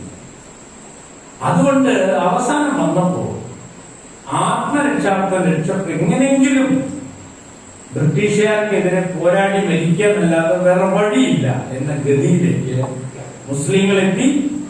ഒന്നുകിൽ അവർക്കൊപ്പം നിൽക്കുക, അല്ലെങ്കിൽ അവരെ ഒറ്റുകൊടുക്കുക എന്ന ഗതിയിലേക്ക് ഹിന്ദുക്കൾ എത്തി. അതോടെ ഇവിടെ നിലനിന്നിരുന്ന ഹിന്ദു മുസ്ലിം ഐക്യം തകർന്നു. മാത്രമല്ല, ഈ പറഞ്ഞ പോലെ ഒരാളെ വല്ലാതെ സംശയം ഉണ്ടെങ്കിൽ സൗകര്യം എന്താ, ഓനെല്ലാം പിടിച്ചോണ്ട് ഈ തലയൊക്കെ മുട്ടടിച്ച് തൊപ്പിടിച്ചാൽ പിന്നെ ഓനെ കൊണ്ടുള്ള ശല്യമില്ല. പിന്നെ ഓനെ എന്തായാലും ബ്രിട്ടീഷുകാരന്റെ ഏജന്റാവാകിട്ടില്ല. അങ്ങനെ അപൂർവം ചില മതപരിവർത്തനങ്ങളും ഇതിന്റെ ഭാഗമായി നടന്നിട്ടുണ്ട് എന്ന് എം ഗംഗാധരൻ രേഖപ്പെടുത്തി. ചുരുക്കി പറഞ്ഞാൽ സാമ്രാജ്യത്വത്തിനും ജന്മിത്വത്തിനുമെതിരെ ഉയർന്നു വന്ന വലിയൊരു കലാപം അതിന്റെ അന്ത്യത്തിലെത്തിയപ്പോ ബ്രിട്ടീഷുകാർ വളരെ ആസൂത്രിതമായി നമ്മളെ ഭിന്നിപ്പിച്ച് ആ സമരത്തെ അടിച്ചമർത്തി. അത് ഓർക്കാൻ പോലും ഇഷ്ടമില്ലാത്ത വിധം നമ്മുടെ ഓർമ്മയിൽ നിന്ന് തന്നെ പിടിതു കളയുകയാണ്. അങ്ങനെ ദുരന്തത്തിൽ ചെന്നാണ് ആ സമരം കലാശം. അതിന്റെ കാഷ്വാലിറ്റി, അതിന്റെ ദുരന്തം എത്രമാത്രം ഉണ്ടെന്നൊക്കെ ഞാൻ നിങ്ങളോട് പറഞ്ഞു. ലക്ഷക്കണക്കിന് മനുഷ്യരാണ് അതിന്റെ ഇരകളായിട്ട്. അതുകൊണ്ട് സംഭവിച്ചെന്നത് ഈ സമരത്തെ കുറിച്ച് ഓർക്കാൻ, ആ സമരം നയിച്ചവരുടെ പിന്മുറക്കാൻ ആർക്കും താല്പര്യമില്ല. ഷംഷാദ് ഹുസൈൻ എന്റെ സുഹൃത്താണ്, കാലടി സംസ്കൃത സർവകലാശാലയിലെ അധ്യാപികയാണ്. അവരുടെ പുസ്തകം എഴുതിയിട്ടുണ്ട്. അവരുടെ ഗവേഷണ പ്രബന്ധം പോലെയാണ് മലബാർ കലാപത്തിന്റെ വാമൊഴി വാരുന്നത്. അവർ ചെയ്തതെന്ന് വെച്ചാൽ ഈ പുരുഷന്മാര് ചെയ്തമാരില്ല അവരാരും ചെയ്തത്. അവര് രേഖ അന്വേഷിച്ചൊന്നും പോയില്ല. അവര് ഈ കലാപത്തിൽപ്പെട്ട മനുഷ്യന്മാരെ വീട്ടിൽ പോയി സ്ത്രീകളെ പോയി കണ്ടു. അപ്പൊ ആ സ്ത്രീകളൊക്കെ ഇവര് കയറി വന്നിട്ട് ഇങ്ങനെ മലബാർ കലാപത്തെ പറ്റി പഠിക്കാനാ വന്നതെന്ന് പറഞ്ഞപ്പോ അവരോട് പറഞ്ഞത് ഇനി ഇവിടെ കലാപം ഉണ്ടാക്കാൻ ഞാൻ പോയിക്കൊള്ളുന്നു. കാരണം ആ സ്ത്രീകൾ അത്രമാത്രം അനുഭവിച്ചാണ്. ഇനി അങ്ങനത്തെ ഒന്നും ചോദിച്ചിങ്ങോട്ട് വരണ്ട, ഞങ്ങൾക്കതിലൊന്നും ഒരു താല്പര്യമില്ല എന്ന് പറയും വിധം ആ ജനതയെ തന്നെ അവരുടെ ഓർമ്മകളെ, അവർക്ക് ആവേശം കിട്ടേണ്ടിയിരുന്ന ഒരു ഓർമ്മയെ, അവരെക്കാലത്തും നെഞ്ചോട് ചേർത്ത് പിടിക്കേണ്ടിയിരുന്ന ഒരു ഓർമ്മയെ ഒരു ഗതികെട്ട പ്രേതമാക്കി മാറ്റിയത് ബ്രിട്ടീഷുകാരന്റെ സാമ്രാജ്യത്വ തന്ത്രം. അത് ഇന്ത്യയിൽ അവർ എപ്പോഴും പ്രയോഗിച്ചുകൊണ്ടിരുന്നു. അത് പ്രയോഗിക്കുന്നവരാണ് ഇന്ന് ഇന്ത്യ ഭരിക്കുന്നത്. കാശ്മീരിന്റെ പ്രത്യേക പദവി എടുത്തു കളയുമ്പോൾ നമ്മുടെ സമൂഹത്തിൽ നടക്കുന്ന ചർച്ച എന്താ? മാപ്പിളാർക്ക് മാത്രമായിട്ട് എന്തിനാ അവിടെ ഒരു പ്രത്യേക പദവി എന്ന ചർച്ചയാണ് വരുന്നത്. ലക്ഷദ്വീപിലേക്ക് അവിടെ ഇടിച്ചു കയറുമ്പോൾ 98% മുസ്ലിങ്ങളാണ്. കൂട്ടനെ അർത്ഥം നമ്മുടെ സമൂഹത്തിൽ ചർച്ച ചെയ്യുമ്പോൾ എന്തിനാണ് ലക്ഷദ്വീപിന് ഒരു പ്രത്യേക പദവി ചർച്ചയാണ്. പൗരത്വ ഭേദഗതി നിയമം നടപ്പാക്കാൻ പോകുമ്പോൾ വീണ്ടും ഹിന്ദു മുസൽമാൻ ചർച്ചയാണ്. അങ്ങനെ മതം ചർച്ച ചെയ്ത് പള്ളിയച്ചന്മാർ ഇറങ്ങിയിരിക്കുന്നു. അല്ലേ? എന്ത് ജിഹാദാണ്? നാർക്കോട്ടിക് ജിഹാദ്. വേറൊരു പണിയില്ലേ? നിന്നെപ്പോലെ നിന്റെ അയൽക്കാരനെയും സ്നേഹിക്കണം എന്ന് പറഞ്ഞൊരു മതത്തിന്റെ വക്താവ് നമ്മുടെ സമൂഹത്തെ എങ്ങനെയാണ് ഈ വിഭജനത്തിന്റെയും വേർതിരിവിന്റെയും വഴിയിലേക്ക് നയിക്കുന്നത്? അപ്പൊ അത് ഇങ്ങനെ തൂങ്ങി നിൽക്കുന്ന ഒരു അന്തരീക്ഷത്തിൽ നിങ്ങൾക്ക് ഈ സമരത്തെ തിരിച്ചു പിടിക്കാൻ കഴിയണമെങ്കിൽ വലിയ തോതിലുള്ള ഒരു സാംസ്കാരിക മുന്നേറ്റം നടക്കേണ്ടതുണ്ട്. ഞാൻ അവസാനിപ്പിക്കുകയാണ്. EMSന്റെ കേരളം മലയാളികളുടെ മാതൃഭൂമി എന്ന പുസ്തകത്തിൽ അദ്ദേഹം ഈ സമരത്തിന്റെ ഏറ്റവും പ്രധാനപ്പെട്ട ഒരു പ്രതിസന്ധിയെ പറ്റി സൂചിപ്പിക്കുന്നുണ്ട്. അതും കൂടി പറഞ്ഞു നിർത്താം. ഖിലാഫത്ത് പ്രസ്ഥാനം വന്നപ്പോ മുസൽമാന്മാരും ഹിന്ദുക്കളും എല്ലാ ജാതികളും ഒന്നായി. പക്ഷെ എല്ലാ ജാതികളും മതങ്ങളും ഒന്നായോ? അങ്ങനെ ഒറ്റ സുപ്രഭാതം കൊണ്ട് ഒന്നാവാൻ പറ്റോ? അദ്ദേഹം പറയുന്നു,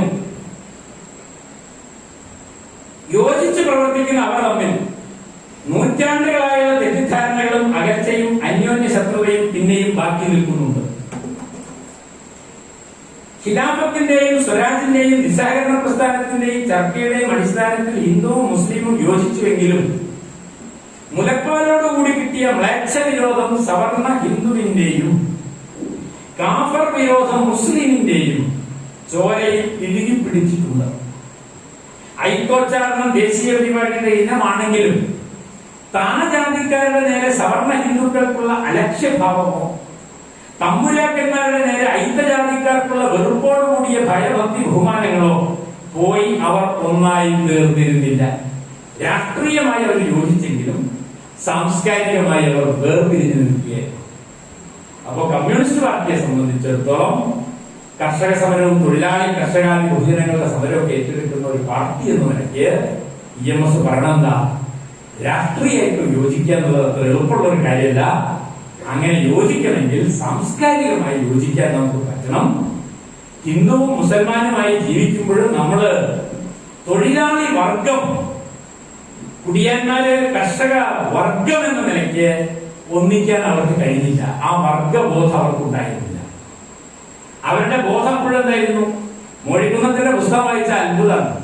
ഞാനത് വിശദീകരിക്കില്ല. മോഴിക്കുന്നതിനെ അറസ്റ്റ് ചെയ്തിട്ട് ജയിലിൽ കൊണ്ടുപോയപ്പോ ഇയാൾ എന്തോ പൂജ ചെയ്തുകൊണ്ടിരിക്കുമ്പോൾ അറസ്റ്റ് ചെയ്തുകൊണ്ടായിരുന്നു. ജയിലിൽ കൊണ്ടുപോയിട്ട് ഇയാളെ കണ്ടമാനം ഭേദ്യം ചെയ്ത് കാലില് ഭയമറ്റോടൊക്കെ കുത്തി പാതിര നേരത്താണ് ജയിലിലെത്തുന്നത്.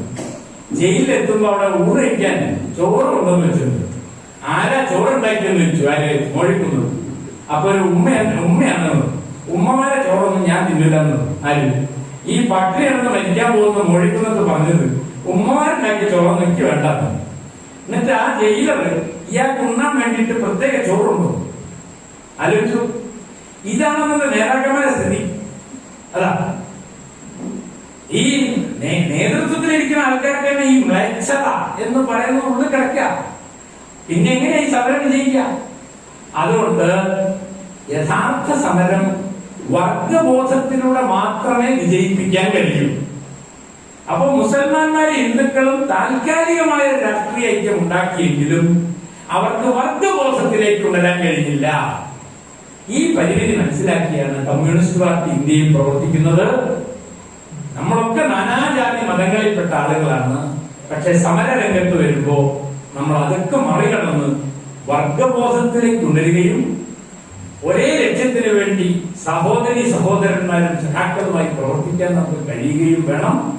അങ്ങനെ കഴിഞ്ഞില്ലെങ്കിൽ നമ്മുടെ വർഗശത്രുക്കൾക്ക് എളുപ്പത്തിൽ നമ്മളെ ഛിന്ന ഭിന്നമാക്കാനും നാം നടത്തുന്ന പോരാട്ടങ്ങളെ അടിച്ചമർത്താനും കഴിയും എന്ന താക്കീതാണ് 921 സമരം നമുക്ക് നൽകുന്നത് എന്ന് ഓർമ്മിപ്പിക്കുകയാണ് കമ്മ്യൂണിസ്റ്റ് പാർട്ടി ഈ സമരത്തിന്റെ 25ാം വാർഷികത്തിൽ ചെയ്യുന്നത്. ആ താക്കീത് ഇപ്പോഴും വളരെ പ്രധാനമാണ് എന്ന് മാത്രം സൂചിപ്പിച്ചുകൊണ്ട് ഇങ്ങനെ ഒരു അവസരം തന്ന സഖാക്കൾക്ക് നന്ദി പറഞ്ഞുകൊണ്ട് ഞാൻ അവസാനിപ്പിക്കുന്നു.